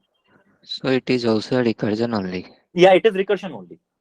Backtracking is finding all possible solutions from a point using recursion. यही है backtracking. Okay. Dynamic programming is nothing but recursion plus memoization. Why memoization? छोटा सा चीज अभी मैं बता देता हूँ क्यों. शुभम एक बार फिर से बताना बैक ट्रैकिंग का. बैकट्रैकिंग आ रहा है यार, नेक्स्ट में आ रहा है हमारा बैकट्रैकिंग. हाँ नहीं, अभी आपने रिपीट किया था ना कुछ देर पहले. हाँ, तो backtracking is basically from a point you have to you find all the possible solutions using recursion. Okay. And after finding that solution in that path, you again go back to your previous point. Correct. Yeah. That backtracking. You will see that in the GitHub code also. हाँ वो in the देखा. last we swap it back. हाँ, रीस्वैप कर रहे हैं हम लोग. रीस्वैप इसलिए कर रहे हैं क्योंकि अगर हम रीस्वैप ना करके वापस स्वैपिंग करने लग जाएंगे, we cannot guarantee anything. Correct. That is backtracking. Basically, you have swapped the first and third elements, test all the solutions in that path after swapping first and third element, then you will again swap it back. Okay. तो ये statement तो सही है ना शुभम फिर तो, कि अगर हम रिकर्सन के थ्रू अगर ऑल पॉसिबल सॉल्यूशन मतलब जहां पर भी. That's true. ये बोल रहा हूं कैवियाट है. कैवियाट मतलब एडिशनल पॉइंट कि this is also one property of backtracking कि you revert back to your original state. You will see यार, अभी नेक्स्ट में पता चलेगा, नोट चलो हाँ. ठीक है, चलो एंड ठीक है. हाँ, इसमें देखो why how dynamic programming can solve this. ये देखो यहाँ पे तुमने देखा कि subset of 3 is getting calculated here also, subset of 3 is getting calculated here also, here also, here also. मतलब जितने ब्रांचेस क्रिएट किए तुमने, did you see that subset of 3 is getting calculated multiple of times. एक और छोटा सा example लेता हूं मैं. Suppose I want to calculate fib of 5. बताओ क्या करेंगे, बताओ. I will calculate fib of 3 and fib of 4. For fib of 3, what would I calculate? Fib of 1, fib of 2. हाँ, okay. ठीक है, ऑर्डर में लिखते हैं. 1 and fib of 2. I will calculate fib of 2 and fib of 3. I would calculate, okay, fib of 1 and fib of 2 तो base case हो गया. Okay हाँ, fib of 3 को वापस कैलकुलेट करेंगे. fib of 1 and fib of 2. Correct. अब सोचो, fib of 3 दो बार कैलकुलेट नहीं हो गया. यहाँ पे मैंने ऑलरेडी एक बार कैलकुलेट कर लिया, तो मैं वापस यहाँ पे क्यों कैलकुलेट करने जाऊंगा? It would be a repetitive thing, right? Yes. This can be so what dynamic programming does is, once you calculate a point, I will store this answer somewhere. I will tell you it is stored in hash map or something, whatever. I will once I calculate fib of 3, I would be storing it ki bhai fib of 3 is 2. So once we again try to calculate fib of 3, I won't have to add both of them up. I would be directly using that stored value of 2. यहाँ पे तो सिर्फ 2 branches है. It could be a very deep branch, right? यहाँ से भी बहुत ज्यादा डीप ब्रांच निकल सकता था. फिब ऑफ 6 के लिए करके देख लो, दिख जाएगा कि कितना डीप ब्रांच जा सकता था. How many times you are calculating it again and again. So once we calculate, we store it somewhere, and I will use it whenever it will be used again. So for fib of 3, now I don't have to parse this whole branch. I would be just using that stored value in order 1. I will be, if I stored it in hash map or something, I can retrieve it in order 1. Okay, I will tell all of this during dynamic programming. So in dynamic programming, we are using both backtracking and recursion, right? Not backtracking, it's recursion. Recursion is the main thing. Backtracking uses recursion. Okay. They both are very interlinked. Recursion is a very big definition, right? You are breaking a bigger problem into smaller problems of same nature. That is recursion. That's all is recursion. अब भाई backtracking में क्या कर रहे हो? You find all possible ways by breaking the bigger problem into smaller problem and all possible ways. That is backtracking. Again, it is also a type of recursion, right? Yes. Because recursion definition is nothing but breaking a bigger problem to smaller problems that of same nature. Okay. So that's all. Okay then, solve the combination sum problem. It is very easy. You will see it is very easy. And then solve all the homework problems also. Do discuss the combination sum problem in the doubt class if you are not able to do it. So okay? Tomorrow we will continue with this Backtrack. recursion or No, backtrack. Backtrack. Okay. Yeah. Cool then. I was trying to cover backtracking in the same class only. Most of it has been covered, but it would have been very heavy and very fast. I didn't want to, fasten the whole class. It's okay. Let's take both of them in different classes. Okay, do copy this GitHub link. Okay. Yeah. Okay then. Yeah. Thank you. No issue.